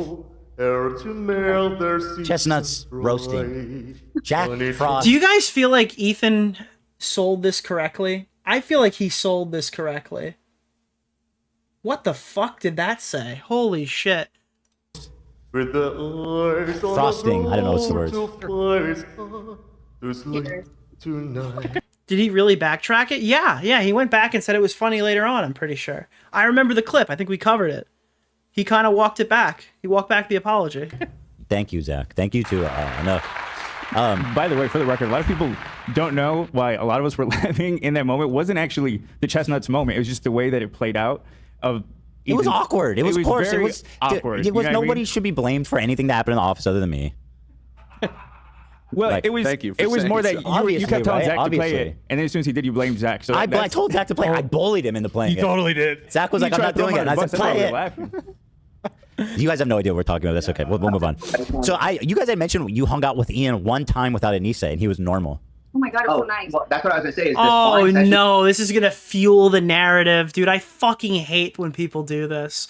Wow, if you just remove Anisa from the equation, he's the same guy. That we had, or just the week that she was gone, was the most normal he ever was. That's why I remember on his show, or on your show, he said that without Anisa, he's super awkward. And I was like, that's not true at all. Opposite. Like, you became famous without her. Yeah, she convinced him that. Oh no, dude, they're gonna eat for weeks with this clip. Oh That's what you're god. talking about. And then when anytime he was there without her, after sparring, a lot of times like the guys all hang out together, and that's usually when she would interrupt it and then tell him he had to leave. But then when she wasn't there, he'd hang out for like an hour and a half after his training session and just like hang out, talk to the guys, watch training. He actually seemed like he liked it at those points. So it was very odd that sometimes he would seem like he hated boxing. This is fucking tragic, dude. This is so... I could already see my fucking comments, dude. And then other times like that, when she was gone, he would hang out for an hour and a half after the session.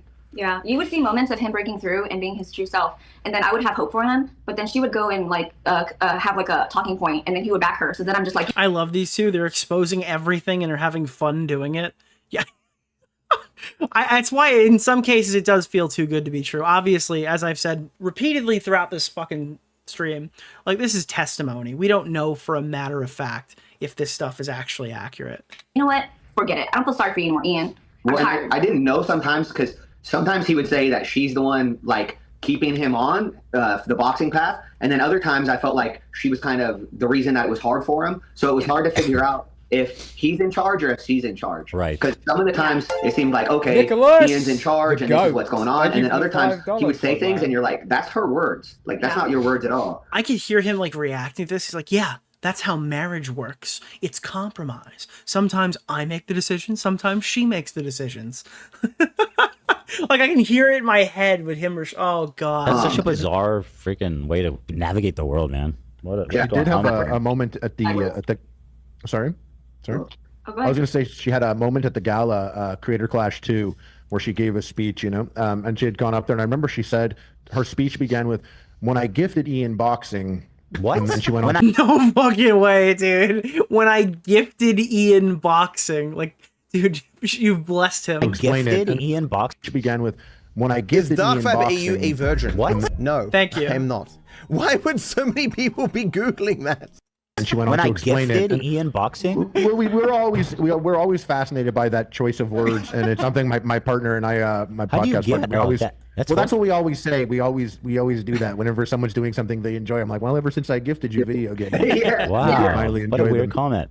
All right, this next question is very salacious. So you could say it's just testimony, but it's not like there isn't corroborating testimony. Okay, but yes, that doesn't mean it's 100%. That doesn't mean fly off the handle and say that everything happening here is 100% the way it happened. Even if they're telling the truth, that doesn't mean that like their perspective is any more fucking like, I don't know, dude. Like what I'm saying is don't fucking sell yourself on this whole thing and just claim it's all fact or whatever, because you're setting yourself up to lose. That's all I'm saying.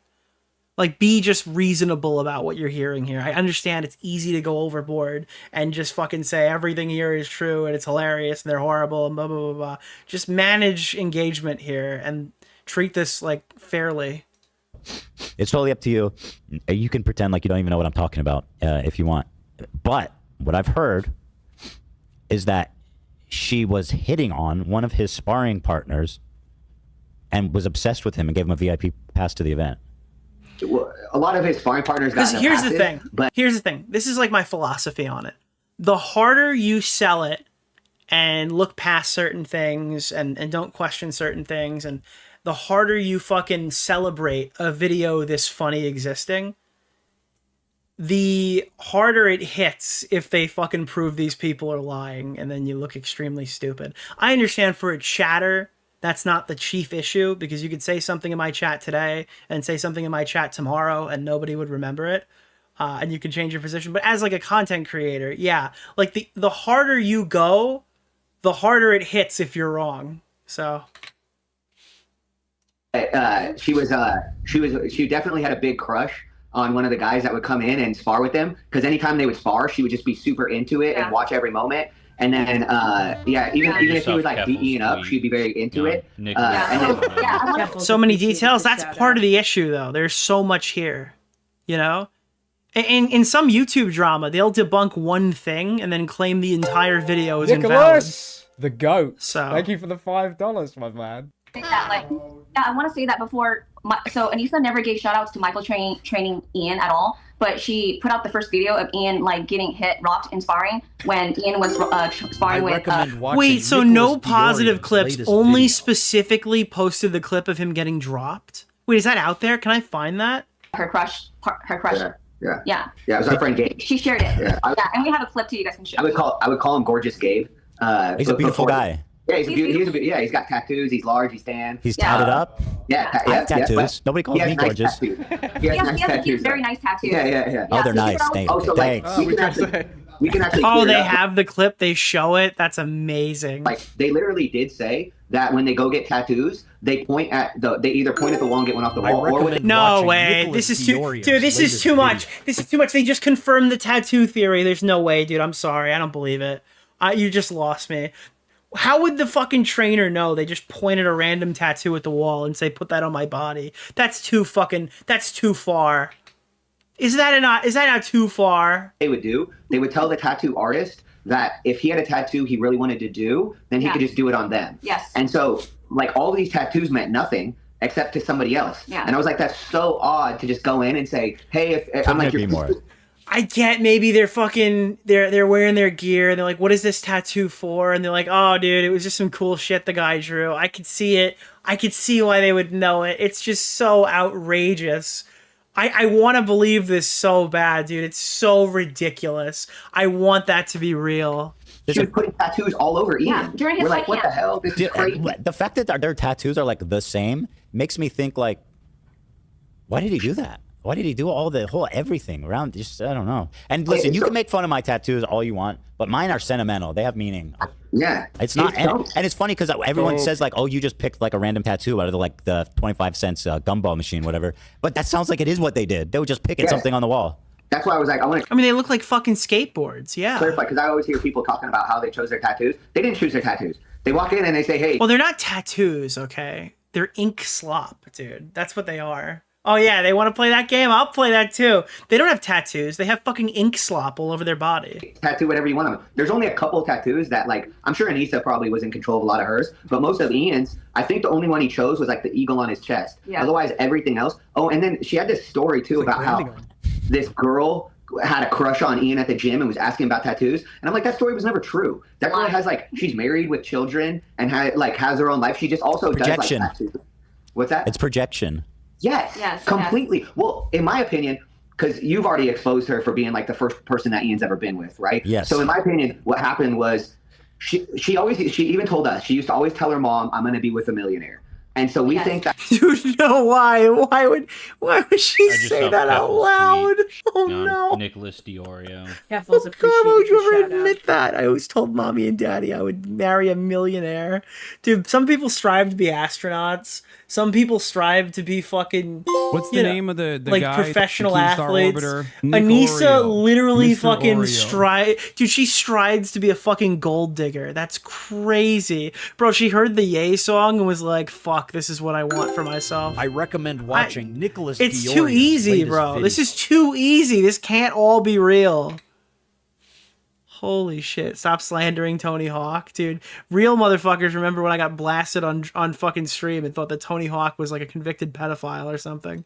Once she used to tell her mom that she would be with a millionaire? How do you know Her that? mom told her that it had to be someone rich. How did you know that? Well, she told She us. would tell us that. It was, I remember exactly. It was when we were in Vegas going to the other podcast and we were inside the Uber and we were with Ian and Anisa. And Anisa said, "You what? I got fucking really drunk on the John Zerka Royale, and I was convinced that Tony Hawk was a pedophile. I have no idea why. I drank like a fucking bottle of Ciroc or something on stream, and I was just convinced, dude. No one could tell me otherwise. I thought he was a convicted pedophile. I don't know why. that like her mom only had two expectations. I literally have never drank on stream since then. For her to marry someone that was rich and also to be of her religion, right? And so she said that Anisa goes, well, I mean, I didn't get someone that was of my religion, but at least I got one part of it right. He's rich. And then she like laughed about it, and then he was in the car, and you could tell. Wait, that's real? Yeah, 100%. It was funny as shit, but like. He was bothered by it. I was bothered. Who wouldn't be bothered by that? This is awesome. Yeah, this is on. It's never. It's like a fountain. Why do you lie? You drank beer during the pinball streams. You know what? You're right. I just did not. Actually, I drank liquor during the pinball streams. You're right. No, I actually did do that. Because I was drinking, what the fuck is my drink of choice now? Pink Whitney and Sprite. That's what I was drinking during the pinball stream. So no, I do drink on stream still. That's really. I don't drink in my office on panel streams. That was a one-time deal. Great. I felt like she was always trying to control him because she was the first girl he'd ever been with. Yeah. I felt like she didn't want other people. Like I felt like that was. Did you know that? With them. That he I mean, yeah, Pink Whitney's a fucking hockey player's drink. Fuck you guys. You knew that? She said he claimed. Just to verify, because people are Pink Whitney and fucking Sprite taste like nothing. It's amazing. Oh, you're making that up. You guys are co. Dude, focus on the video. Oh, that's fucking hilarious. I'll see you in 24 hours, motherfucker. Signing. He was a virgin. Well, he claimed he was with one other woman before her. Oh. Wait, what? Okay, wait, hold on. Untime that guy out. I just missed something important. Yeah, okay. Just to verify, because people. You were right. No, I apologize to you. People are like, "Oh, you're making that up." You guys are signing. He was a virgin. Well, he claimed he was with one other woman before her. Oh. So what Anisa told us was that at camp. Button. Yeah. So Anisa told us that Ian had a. Dude, stop. In the middle of their training, I'm supposed to believe that they stopped and talked about how Anisa used to fuck some guy from band camp? No. I mean, if it's anyone, Anisa would be the one to say it, but like, this is too good to be true. They're just confirming all of the public allegations. Had a girlfriend, but he never had sex with her, and that she was a single mom. So he lied. What? Yeah. What? Dude, what? Dude, come on. Shut the fuck up. Shut the fuck up. And that's like, he couldn't get anybody. I heard this. So like, what? Dude. Nicholas, dude, the goat. Dude. Thank you for the $5. Dude, I think that's like the only thing AB has said the whole stream. He just confirmed it. He just confirmed it. Wait, that adds so much credibility because that's like the least likely thing that I would believe. So he lied. What? Nicholas, the goat. Thank you for the $5, my man. What is going on? What is happening? like he couldn't get anybody. I heard this. So like this. He was. So he had a sexless relationship with a single mother. Okay. Dating a single mom? Well, He was something about some sort of MILF at rock climbing or something. Yes. Yes. Rock climbing, Oh, yes. rock climbing MILF with a child, and then they never had sex? He met a MILF rock climbing, and he was like, "Oh, there's no. This is levels of humiliation. I don't. Has somebody checked on Ian? Is he okay? Like on a personal level, is he like doing okay? Is he doing hot? Has a friend reached out to make sure he's okay right now? Single player. Hold on. So he says they had sex, but she says they didn't. Yes, dude. Tony Hawk. We went over this like 20 minutes ago. Yellow Pill Bottle. All right. Yes. Tony Hawk. All right. I apologize to Tony Hawk. Didn't have sex. I couldn't figure it out, but I swear. So Anisa told me directly that like he did the single mom. I think this is fake. I don't believe that fucking AB would lie. Dude, I could believe that two people I've never seen before are telling tall tales on the H3 podcast. I generally believe that AB is not trying to put himself in a position where he gets like completely obliterated publicly. And it went nowhere, and he didn't know how to be in a relationship. So then they Are you concerned trolling now? Yes. just kind of like broke up after a little bit, and then when The reality is, I don't care what's going on at iDubbbz's house. Anisa met him, he was still living with his parents, right? Yep. And then she convinced him that he had to move out of his parents' house and buy a house, or she was going to break up with him because she needed him to be a real man. Yeah. And so that's when he took his $1 million of money and went and bought that house that they lived in. But also, then you saw on Discord that she said that his room in his parents' house stunk like trash, is what she told her people on Discord. So it's like, no wonder why she wanted him to move out of that house. His room stunk like trash. She wanted him to move out because she wanted to get her claws deeper. Maybe that was just the smell of him, his own personal musk. The stink follows him. It's probably not the trash. Dude, I don't get it. Why does every car, every bed, every house, everything Ian owns smells bad? But so literally, she was the first person that he'd ever really. You know been what? with. I gotta say something. Toxic gender norms. She was bragging about how she bagged a millionaire. Yeah. Yes. That is a toxic gender norm. Completely. Yeah. Yeah. Yeah. Yeah. Yeah. I mean, bask in that. Toxic. You know, you need a dude. It's like, it's like who's the one who wanted a brain in fucking Wizard of Oz, dude? It's like iDubbbz is Asmongold. Like Asmongold became iDubbbz in this case, right? Like if you have instead of a brain, if you get a wife instead of a brain, an Asmongold transforms into an iDubbbz. Is what I'm trying to say. man to buy her a house, a real man. I mean, this is Which is funny because it's the Scarecrow. Yeah. toxic femininity right here. Yeah. I'm the That also kind of works out too. Yeah. Like if you give Asmongold a wife, it becomes it's like also kind of like a Pokemon where it's got like the stone. If you give an Asmongold the OnlyFans stone, it evolves into an iDubbbz. Right. Because you're pushing this poor guy who's going to go fight. And iDubbbz would be like a pet. A pet. Dude, this is good news. That was what was crazy to me is I'm like, if I'm the toxic one, why is it when you say something, everyone talks shit in my comments? But when I say something, I wasn't creating any toxic drama. Like, all the toxic drama was following him. But yeah, I was the toxic person. I was like, this is crazy. What did you guys think when he dropped that content cop on me? Dude, the content cock? Is that what you just said? What did you think when he dropped the content cock on me? On Nicholas DeOrio. Keffels appreciated the shout out. Thank you. Asmon doesn't need a wife. He already has a child. Does Asmon have a kid? No, he doesn't. Really? When he dropped that content cop on me, I think when he dropped that content cop on me. Dude, I'm sorry. He just said the content cock. You're full of shit. He literally just said, oh, Nick is crashing out. He literally said the content cock. When he dropped that content cop on me right before the event. Dude, the content cop. I recommend watching Nicholas DeOrio. He fucking said it, dude. We might genuinely have to keep an eye out after this video. Ian might actually unsubscribe from life.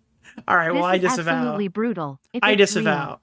Legitimately, I wouldn't want anything to happen to Ian. He just provides far too much content right now. So please don't will that into existence.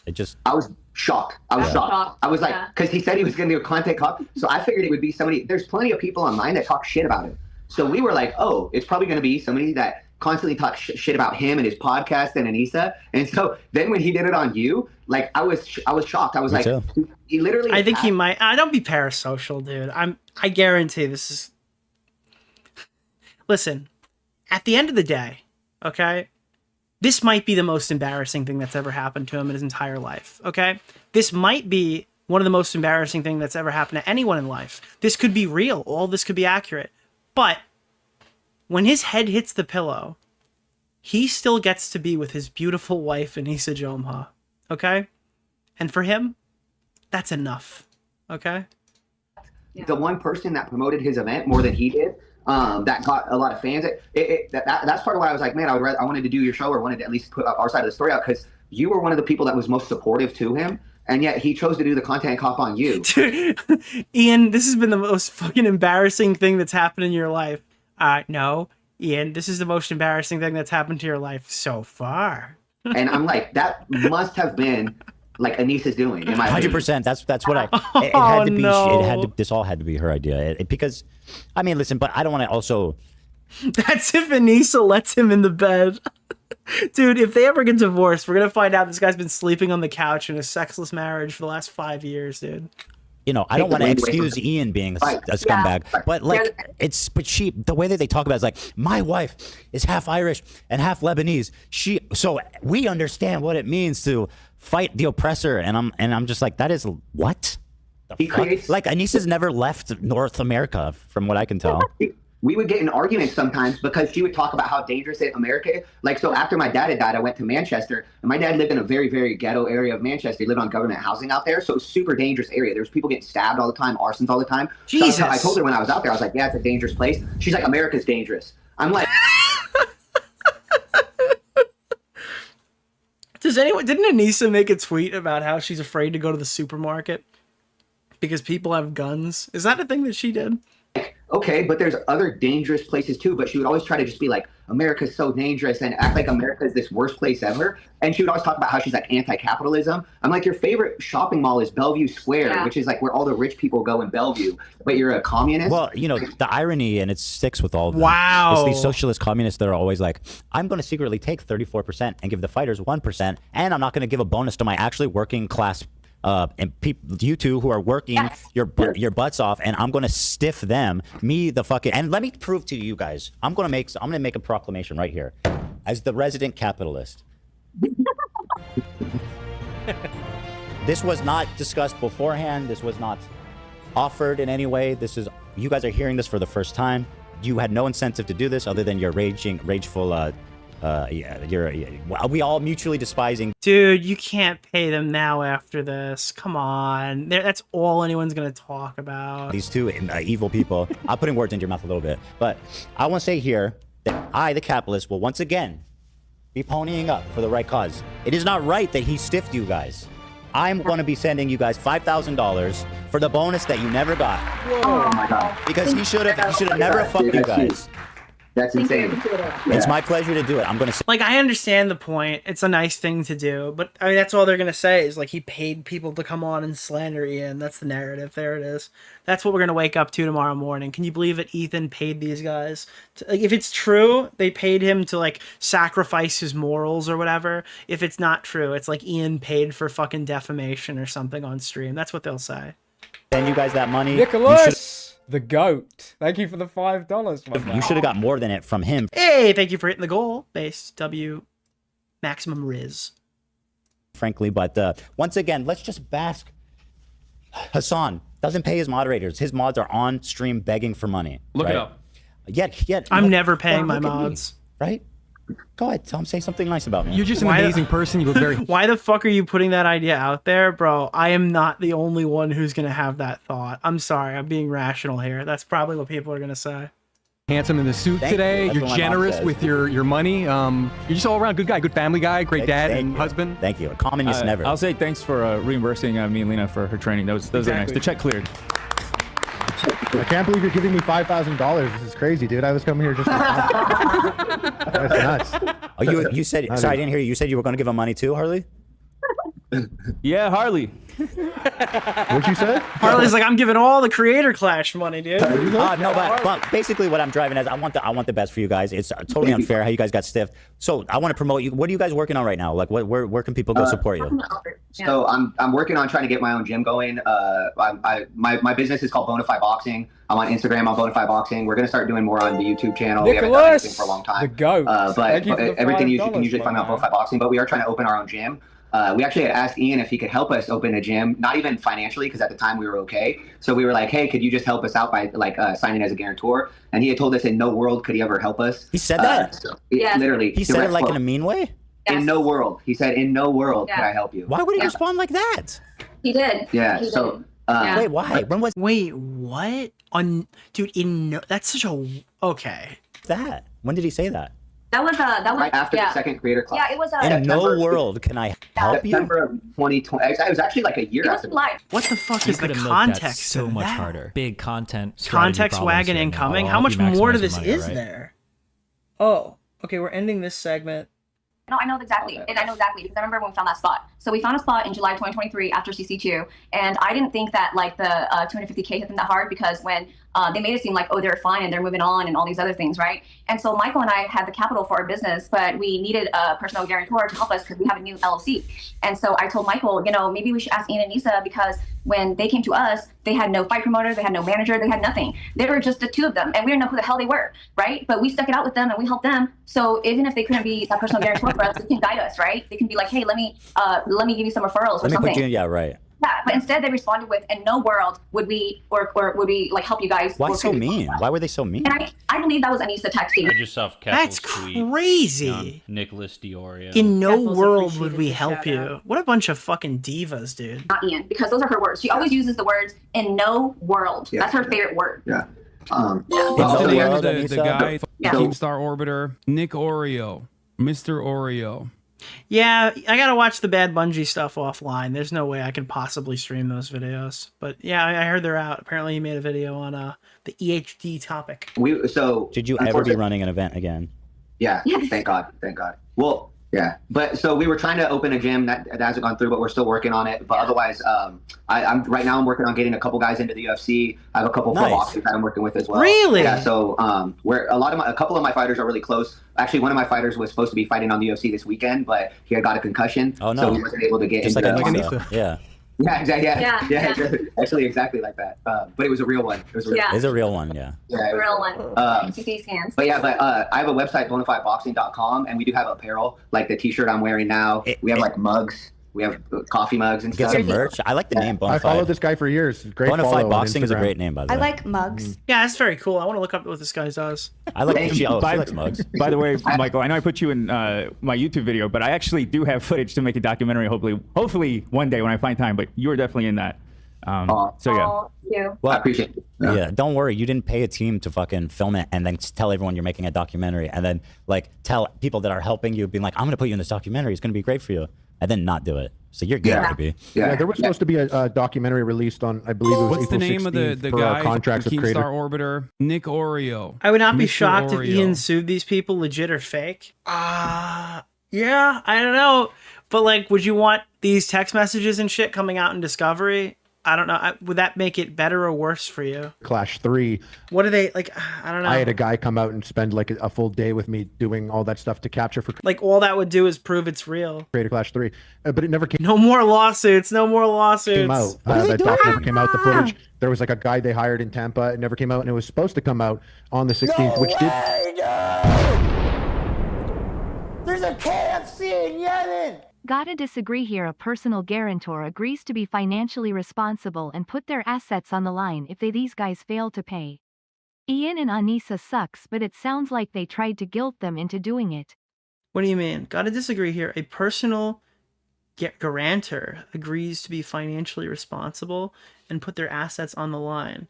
If these guys fail to pay, Ian and Anisa sucks, but it sounds like they tried to guilt them into doing it. Where does it...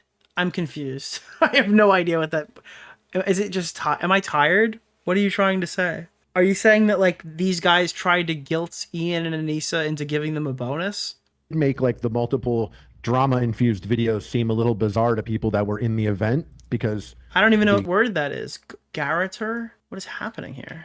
The documentary stuff was supposed to come up, but what happens with the footage? The Creator Clash want to do documentary footage. I mean, essentially, that's kind of interesting footage now. It has more. Hi, Future Nick again. All right, this one wasn't super clear. I got completely caught up here because I thought we were talking about bonuses. They were talking about money for, I guess, a business venture and asking them to co-sign a lease. That had gone over my head. I'd completely missed that at this point, so it takes me a little while to understand it. Obviously, I don't think that Ian and Anisa should just co-sign somebody's lease. They could have just said no, though.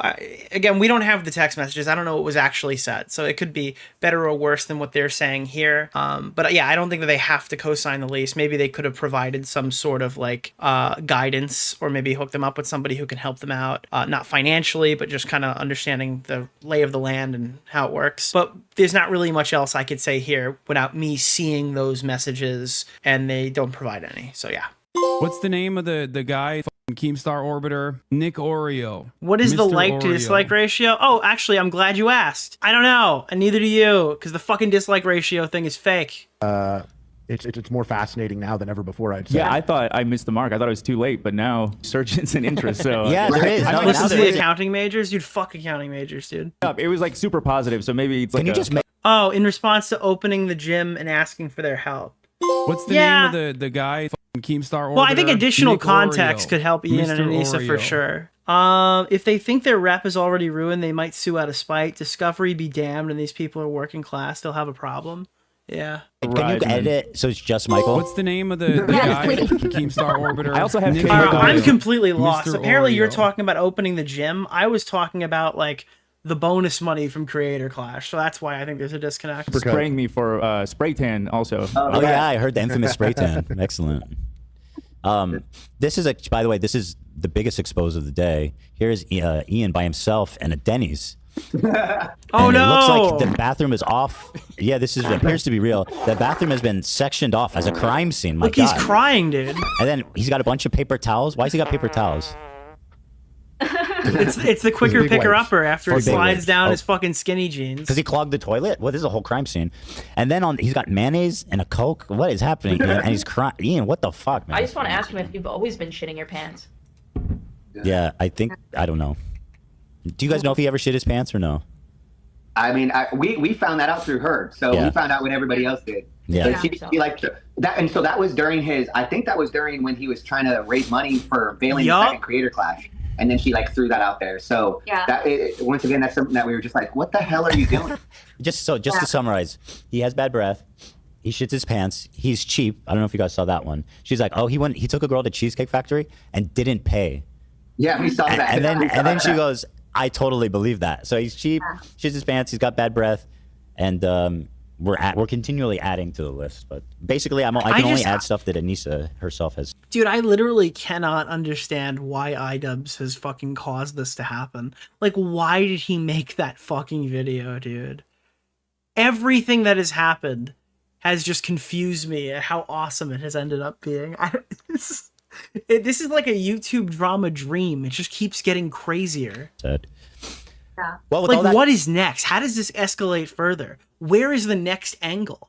Being said, guys, what a conversation it's been. Thank you guys for spending so much time with us. It was fascinating from beginning to end. And Kate, I'm not done, because Kate, I wanted to ask you. You brought up when we were chatting a bit before the show. I brought up your work on some really interesting activism, where you were.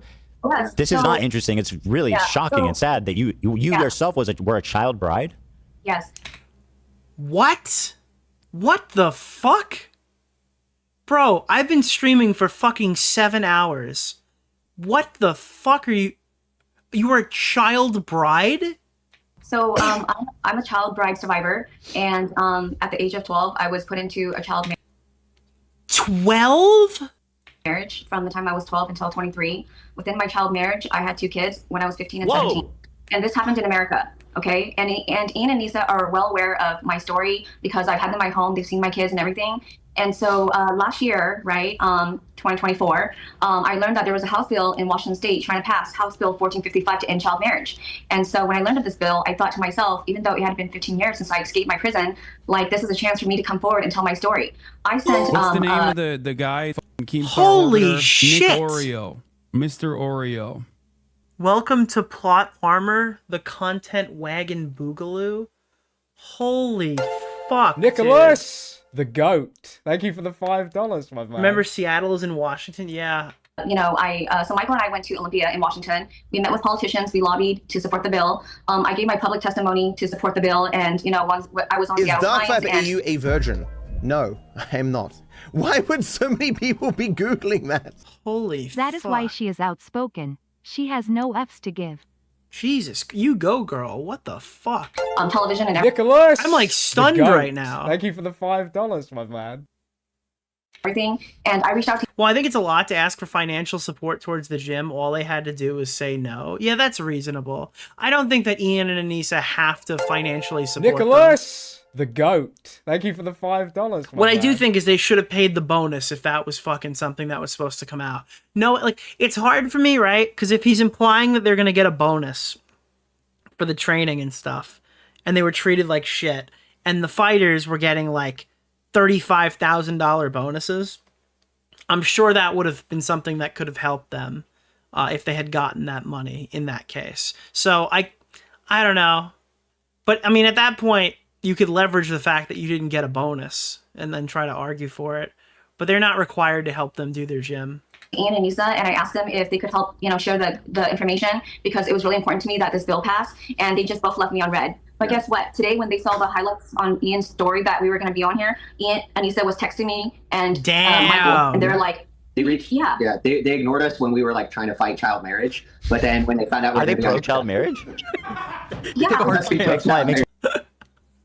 Okay, dude. You got begs the question. You know what's funny is it's like Chud Logic's argument when he was talking to the atheist the fucking anarchist the other day that we watched during the fucking, was it during the Vadim segment we were looking at? It's like, why do you want fucking child strippers, mate? And the guy's like, what? Because they were doing a debate on like whether child labor should exist. Question. Wait, so how? And if you're uncomfortable talking about this, refrain. But it sounds. How did you get married at 12? So basically, in Washington State, there's no law to prevent parents from marrying their children. So as long as there's a parental consent, then the judge on it and it happens, it could just marry a child. Wait, there's no way. What? Yes, and also I want to imply that I also want to let you guys know that last year, after Michael and I worked so hard in Olympia in Washington to pass the bill was passed in March of last year, and the bill was signed by the governor at the end of March. Wow, that's amazing. Yeah, it became a law. That's amazing. How is that something that was still like a thing that you could do in America? That is shocking. Is that a state bill?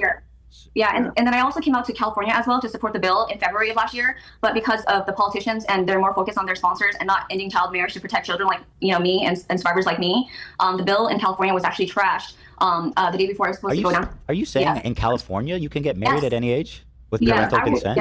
Yep. So I did not know that. I did not know that. We were trying to fight it in California too, and it looked like it was going pretty far, but then they pulled it back. Wait, what is the rationale for not, like, what is the defense for child marriage? Can somebody provide the defense for child marriage as to why it should exist? It feels like a no-brainer why you get rid of this across the board. Religion? I mean, okay, well, well, I mean, personally, if you ask me about religion.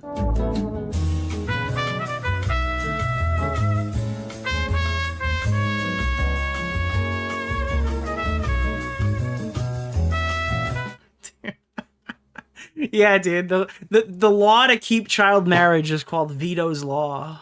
Like she said, if one of their sponsors is against it, then they'll take the bill out. Yeah, who's against that? Who the fuck is against that? So Planned Parenthood is actually is hugely against ending the passing the bill. Well, it was very complicated. So Planned Parenthood in Washington was for the bill. Planned Parenthood. No, for Veto's Law, it would have to be digital, right? I forgot. Wait, his veto? I don't know. California, they were scared to pass the bill because they were afraid if they made child marriage 18, then it would lead to contraceptives having to be at 18. But part of our argument was contraceptives and those types of things are not those are time sensitive. Marriage is not time. They're not intrinsically tied to marriage. That's ridiculous. Sensitive. So if some girl needed something for medical, it's connected to it's coined as Veto's verdict. Health, or they need to. Dude, the short stack law. Oh God, you guys are fucking monsters, dude. They're telling a fucking important story here.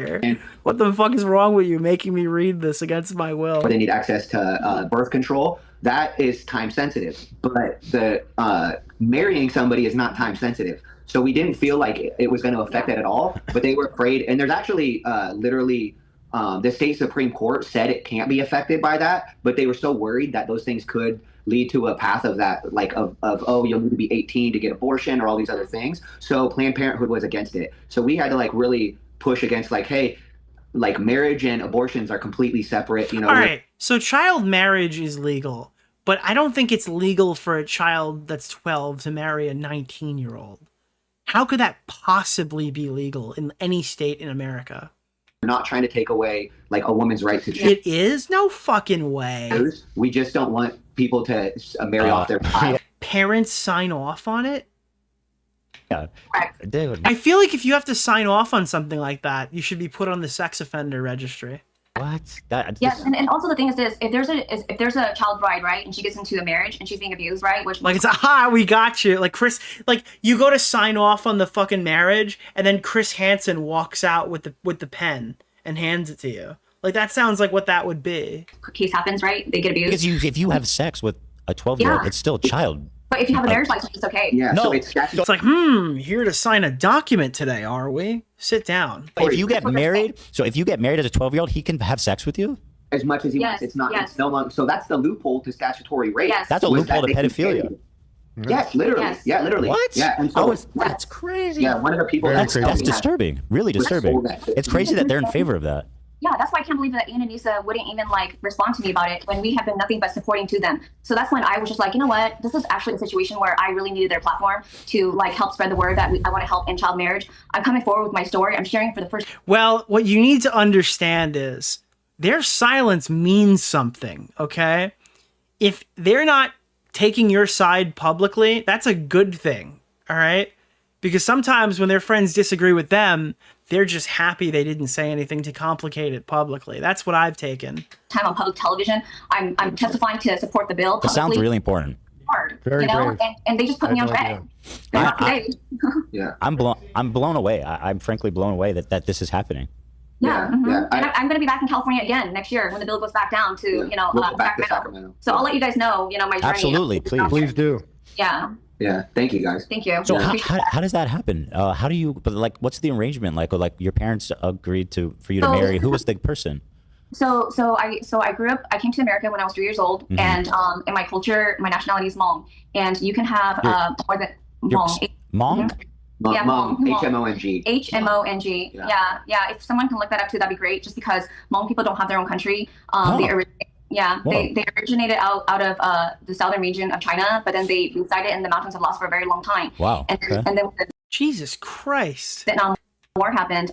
I mean, I don't know how, like, I don't know if this is like in bad taste to cover, to be honest, but it is very interesting. I'll watch a little bit more. People were living in the jungles of Laos, just, no electricity, no running water, just surviving in the jungle. And it was the American CIA that actually approached our people, and they asked our people to help them, first line of defense, right? And in return, they would set up camps in Thailand for us. So all the women... Dude, my chat's just like, Nick, don't speak. We want to watch this, but just don't say anything. That it'll get you in trouble. Just do not say anything. The children would have to flee the mountains of Laos, go to the refugee camps up in Thailand. But there was a huge river that separated the two countries. Like, what do you think I'm going to do in the middle of this speech and be like, wow, Lois, this is like the time when I went to Quahog and I went with Joe and we sat at the Clam and started drinking, like right in the middle of the story? Mekong River. And so you would have to wait until nightfall, and then you have to either drug your children with opium and build a raft with bamboo shoots, and then swim across the river to make it to the camps. Once you get to the camps, you stay in the camps, and the camp is in a barbed wired valley of the mountain regions of Thailand. And you have to stay there until it's your time to come to America. Yeah. And so when the Americans pulled out of the Vietnam War, right, they just left. And because the organization was, the operation was ran by the CIA, it was classified. And so that's why nobody knew what happened to us and why all these Hmong people were showing up in America.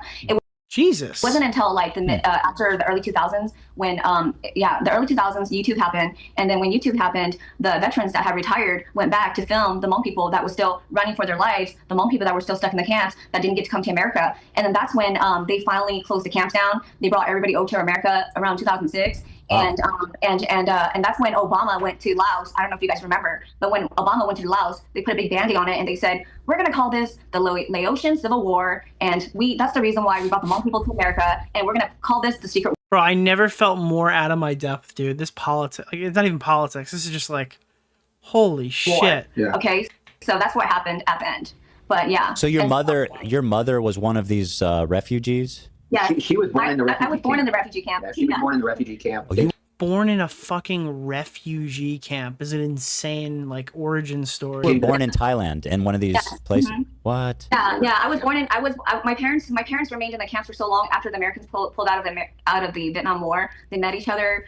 They married. They had me. I was 3 years old, and then we finally came to the U.S. I think it was it was 88.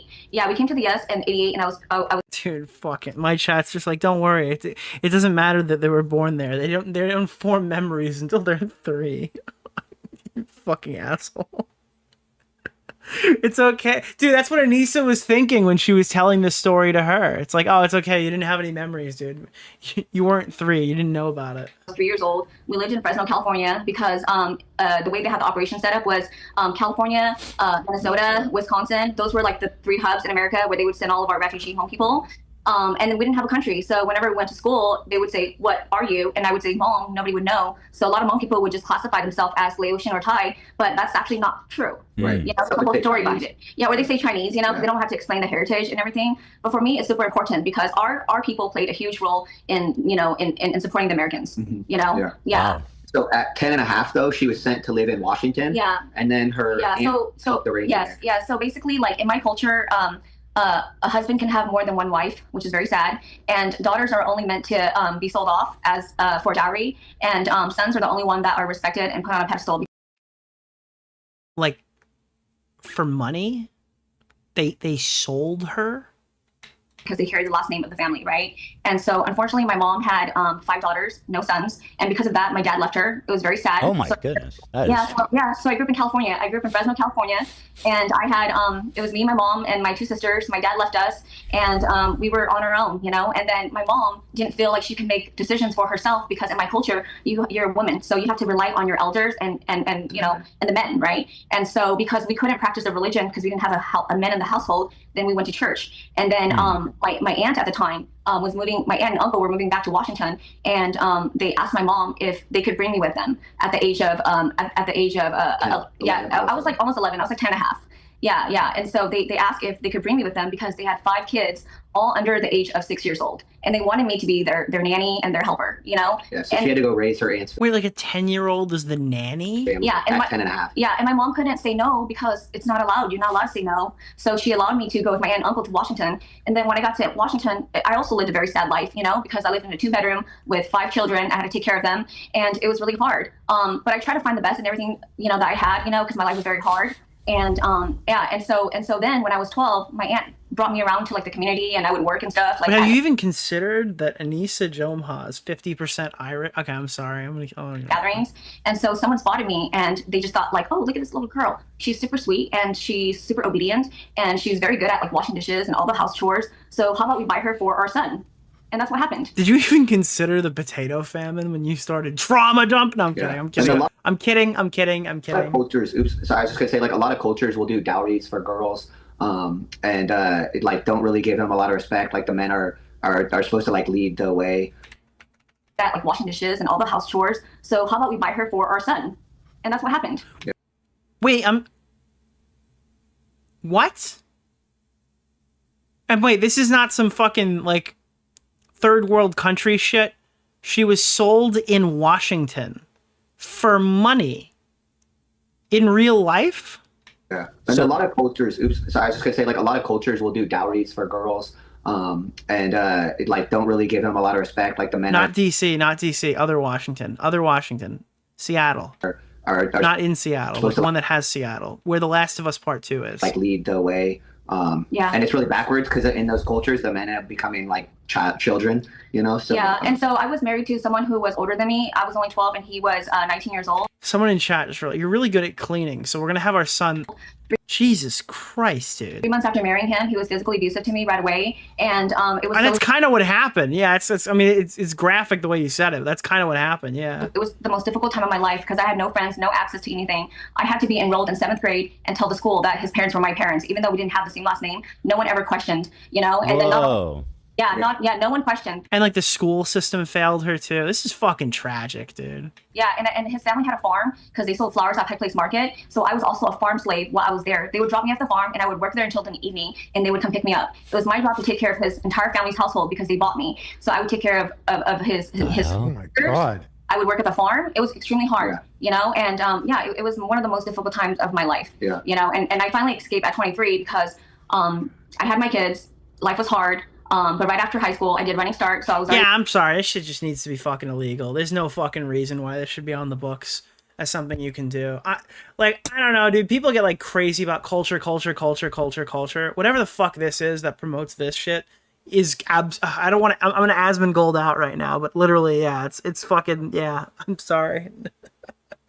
Oh my God, dude. I don't know how this exists in like the current fucking world that we live in. Working in surgery and oral surgery. When I was 22, I applied to University of Washington and I got accepted. When I had my first class at the University of Washington, I realized I'm actually fucking smart. Brainwashed me this whole time. They told me I couldn't have friends outside of the community. I couldn't have friends outside of his sisters. I couldn't go anywhere. They told me that the American people would reject me. If I was to ever leave, they would shit on me because there's a lot of cultures. Yeah, I know. And some of them that like fucking promote selling children are inferior. I hate to tell you, but that's probably the right way to say it. Single mom now, and I don't have a husband, you know, so I was afraid that I would walk the same path as my mom. So that's why I suffered and stayed with abuse for so many years. It was really challenging. Yeah. And also I want to say on the first day of 7th grade, after my marriage, my mother-in-law told me, she said to me, if you go to school and you tell them. The problem is if you say that all fucking brown people's culture is fucking, then you have a problem. It's not necessarily a fucking crazy statement to say a culture where they sell children in this, like, this is like a fucking super niche thing, I imagine, but where they sell children for fucking a couple $1,000s to a fucking pedo family. Yeah, it's probably pretty fucking inferior. American people that you are in a child marriage, I want you to know that CPS is going to take your sisters away. And if you say, well, not everyone does that. It's like, well, yeah, they're not following whatever culture like allows that to happen. You're going to see them again, and they're going to put your mom in prison, and you'll never see her again. So what do you expect a 12-year-old to do, you know, in 99? Yeah. That's who did they pay? Was it your mom or your like uncle and aunt? So when we had the ceremony for the wedding, they gave $6,000 to my mom, right? But it was my aunt who actually arranged this whole thing. $6,000? Correct. $6,000. Yeah. Dude, a woman arranged to sell her fucking niece for money to a fucking, like, a weird pedo family thing. This is just odd. Yes, and my aunt and $6,000 for a 12-year-old. Yeah, I'm sorry, that's fucking outrageous. we didn't know this at the time because, you know, like, you don't really know and you're not allowed to question in my community, right? Like in my culture, you don't question your elders. Like, we don't, I think in the United States, we don't have a punishment equal to the crime that's being committed here, I would say. So I didn't know this at the time, but my aunt had a huge gambling problem. And so that's the reason why she actually, she put me in an arranged marriage. And then after that, my family got $6,000 for it. And then my mom had to give her $2,500. Yeah, there is. No, it's probably not enough, I would say. Yeah. Yeah. It's just, how do you raise a child? This is illegal, right? I imagine, yeah, obviously the sale of a human being is illegal. The marriage part is what is supposedly was supposedly protected. To the age of 12. It's such a, I have young kids. It's such an intimate and you know, taxing and rewarding experience. But then how do you sell your child for $6,000? Dude, I have a 10-year-old daughter. That's like 2 years older. I couldn't imagine. Yeah, it's very sad. You know, like, I remember, like, I just want to say that I remember the first time I got a job at Sears as a photographer when I was like 15 years old, going on 16. And I got my first paycheck and I thought to myself, wow, I wonder if I could buy my freedom, you know, because they bought me for $6,000. So I wonder if I just made $6,000 and give it back to them, I would be free. But no, it was just constant abuse. There was no way out. At the end, it just got so bad. He even, like, you know, my abuser even, like, put a gun to my head and told me that. What the hell?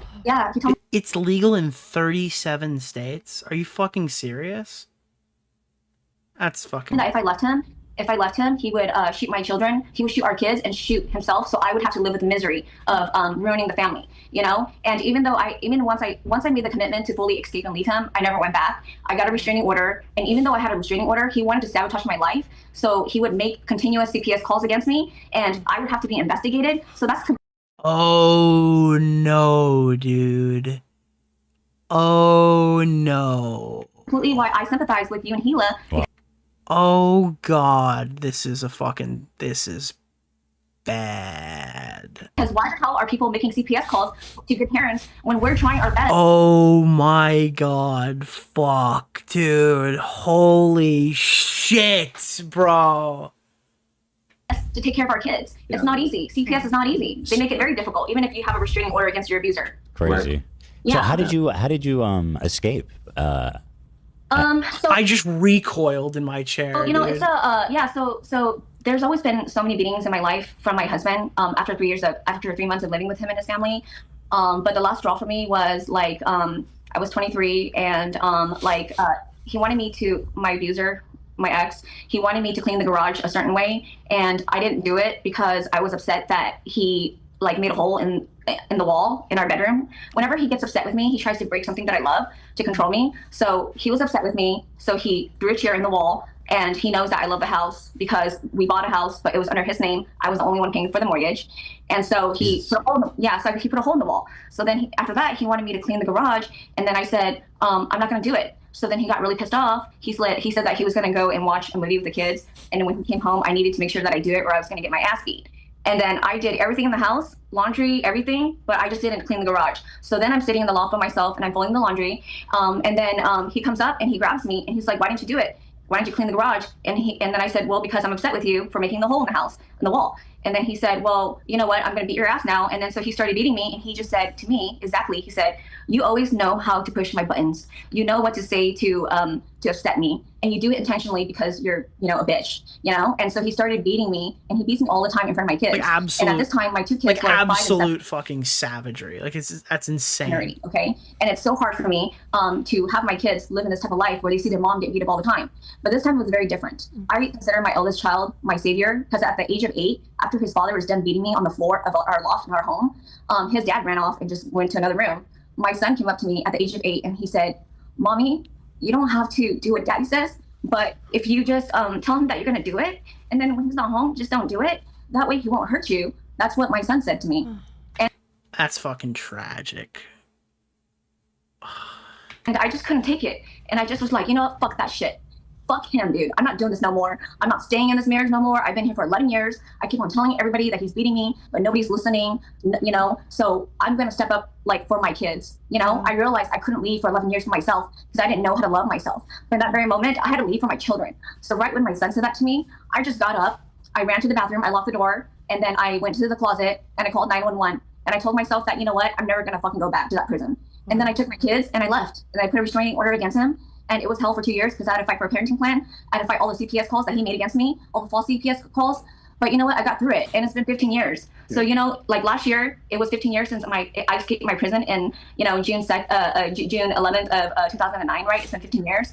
But I didn't need to go back and tell my story to America or the world. You know, my child bride story. I didn't need to rehash all those sad memories, but I did it because she did a fucking good thing and she got a law taken down in Washington. Understood that someone needs to come forward. Otherwise, these politicians are not going to see that this is happening in their backyard. Yeah, if nobody says anything, nothing ever changes. Tremendous respect to her. Yeah. Wow. Yeah. Her testifying helped. She had to tell her story, and that helped. That was the thing that helped end child marriage in Washington, was her telling her story. That isn't. Yeah. That isn't. So brave. That's an absolutely unbelievably noble pursuit. And frankly, I don't think anyone in this room knew that was happening. No. That was legal. I was shocked when she told me. I was like, "This happened in America." She was like, "This happened in Washington State." And I was like, "Washington State?" Yeah. I was like, "What the hell? Like, you're supposed to be progressive." What the fuck? Yeah, and also when I escaped in 2009. Wait, why is everyone freaking out about the Wiggler? Who cares? It's a fucking Wiggler. A boxer? What is boxing bad? I'm not really seeing the issue here. Oh, it's the helmet. Okay. Yep, fair. No, I rescind.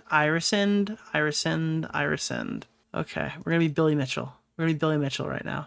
Fair. I told my, you know, I had to apply for a free attorney, right? Because I had no money, and I had my 2 kids, and I told my attorney about like how he raped me, you know, throughout the 11 years I was with him. And she told me at that time that like, oh, well, I'm so sorry, but the statute of limitation for rape has already passed. It wasn't until way after I escaped my prison that they changed it to where there was no expiration date. Yeah. Did you pursue charges? So I tried to, but at that time they told me that the statute of limitation had passed. So there was nothing I could do about it. And then when they did pass it later, like many years later, I was at another point in my life where I was already happy. I was going to school. I graduated from University of Washington with my science degree. I graduated with my master's in business. Like, I love my kids. My kids are successful. They're like 20. Okay, hold on. I need to stop this right now. Do you believe my hype that much? Jenny loves Smokey. I appreciate you not hitting the ultimate rape review button for this one. Okay, I just need to stop you right there. There is no planet on Earth where I hear her explain this tragic story of her getting like fucking human trafficked and sold off like cattle. And then I go and I play the Joe Rogan ultimate rape review sound effect. Okay, I don't know what they've told you online that this stream is. That is not what this stream fucking is, dude. That would be insane. I would literally never do that. 21 and 24 right now, and I'm 39, and I work hard to make sure my kids are happy. So I don't see the need in like, you know, making things harder for me. My mental health is super important to me, and I just want to keep on going forward and do my best to like speak life into those who are suffering in silence, because there's a lot of survivors out there. Yeah, there are a lot. That's on. Thanks for sharing all that. That is like one of the most insane fucking stories I've ever heard, and it came out of nowhere. I have almost like, I'm sorry if that wasn't very react worthy on my part, but like I don't know what there really is to add realistically in it to a story like that. Stirring. That's like out of fucking nowhere. I mean, dude, that's holy shit. Wow, I can see why it's so personal to you. Yeah, you know? Well, obviously, I mean, I see why it's so emotionally charged. Like, yeah, it's extremely. Like, I don't know how to navigate that. How much that would hurt to have someone that you thought was your friend just completely disregard that. That is unbelievably. Yeah, it makes no sense. That's why I'm very sad about Ian and Anisa, because you know, Michael and I really cared about them like they were our family. But again and again, they disappoint us. Again and again, they treat us like shit. Again and again, Ian puts out that video saying that he has just a ton of 4K videos of him doing stupid shit. Like, that was my 3-year work filming them before CC1, right? Because they came to us summer of 2021, and CC1 happened in 2022, okay? You know? So, like, I had all this work that I'd done, you know? And I just stopped telling people about what I was doing for Creative Clash because I looked stupid. I'm like, oh yeah, I'm filming, and it's for the documentary. None of the film came out. Yeah, I'm just wasting my time filming for something that's never gonna fucking come out, dude. Wow. Yeah. I feel so done talking about it when like they don't put it out, and am I making it up? Right. Yeah.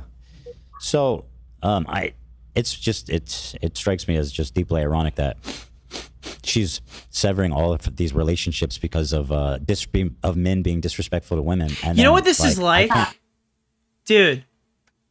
This is just like Rosanna Pansino after she told all of her friends that she was going to be in, like, she came in second place or something for a Mr. Beast challenge video. And she's like, well, I'm actually going to be editing for iDubbbz. I'm going to be in an iDubbbz video or whatever. I'm like filming a documentary. It's going to be awesome. And then it just never comes out. Like, am I making it up? Right. Yeah. So, it strikes me as just deeply ironic that she's severing all of these relationships because of men being disrespectful to women. Zach Fortupet. This is like the time when Rosanna smoked her dead dad. She didn't smoke her dead dad. She put her dad's ashes into a weed plant, grew her dad back, and then smoked that. Just to be clear, she's very mad if you don't tell it exactly how it happened. And like, I can't imagine a more pertinent, pressing, urgent issue than this one. Yeah, someone you know and have a relationship with. Right. Yeah. It's shocking. Yeah. So it was just very, very sad, you know, but it just shows their true colors and who they really are. And that's the reason why, you know, after that incident, I told myself I cut myself off emotionally for them because they are not good people. Yeah. They cry about all these crises and women's rights all the time, but I reached out to them and they just put me on red. Like, you know, we helped them with their business, building Creative Clash, but they had nobody on their team. And then after that, like when we reached out to them just to ask them for feedback or how we go about starting our own business, they tell us that in no world could we ever help so mean. Like, all right, so people were telling me they were asking for money. Were they asking for money or were they asking for feedback in building their brand? What's wrong with you? I Are you don't know. That's what part of why we were able to like when Harley came out, that's when we were like, oh, okay. And more people started coming out, and then we're like, and then people had questions about, okay, what happened with the money with this event? They were asking for a loan cosign. And what happened? And I was like, we have a lot of those answers, but also I don't want to be possibly both associated with all the hate that I've been getting from being on his side when like, other than training him for the fights, I wanted to have a bigger relationship the same way all the other guys had relationships with their coaches. They were hoping for a cosign, but said that they would accept feedback. Okay. Probably both, but would have taken either. Gotcha. But him and I were just never on that level. So that always kind of broke my heart because I was always I mean, you can just say no, you know, like as a normal person, like, hey, yeah, I don't know if we want to do that at this stage.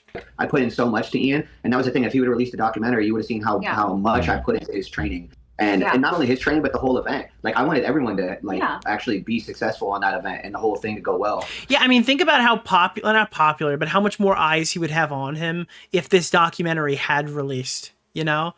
Like, there's, like, an opportunity was taken from him, not just a bonus. An opportunity was taken from him to be more, like, notable, I guess, and get his shit out there to more people. It sounds like he's doing okay if he's got UFC fighters on payroll, right? But, like, I don't know. He lost something by that documentary that they spent time filming not coming out.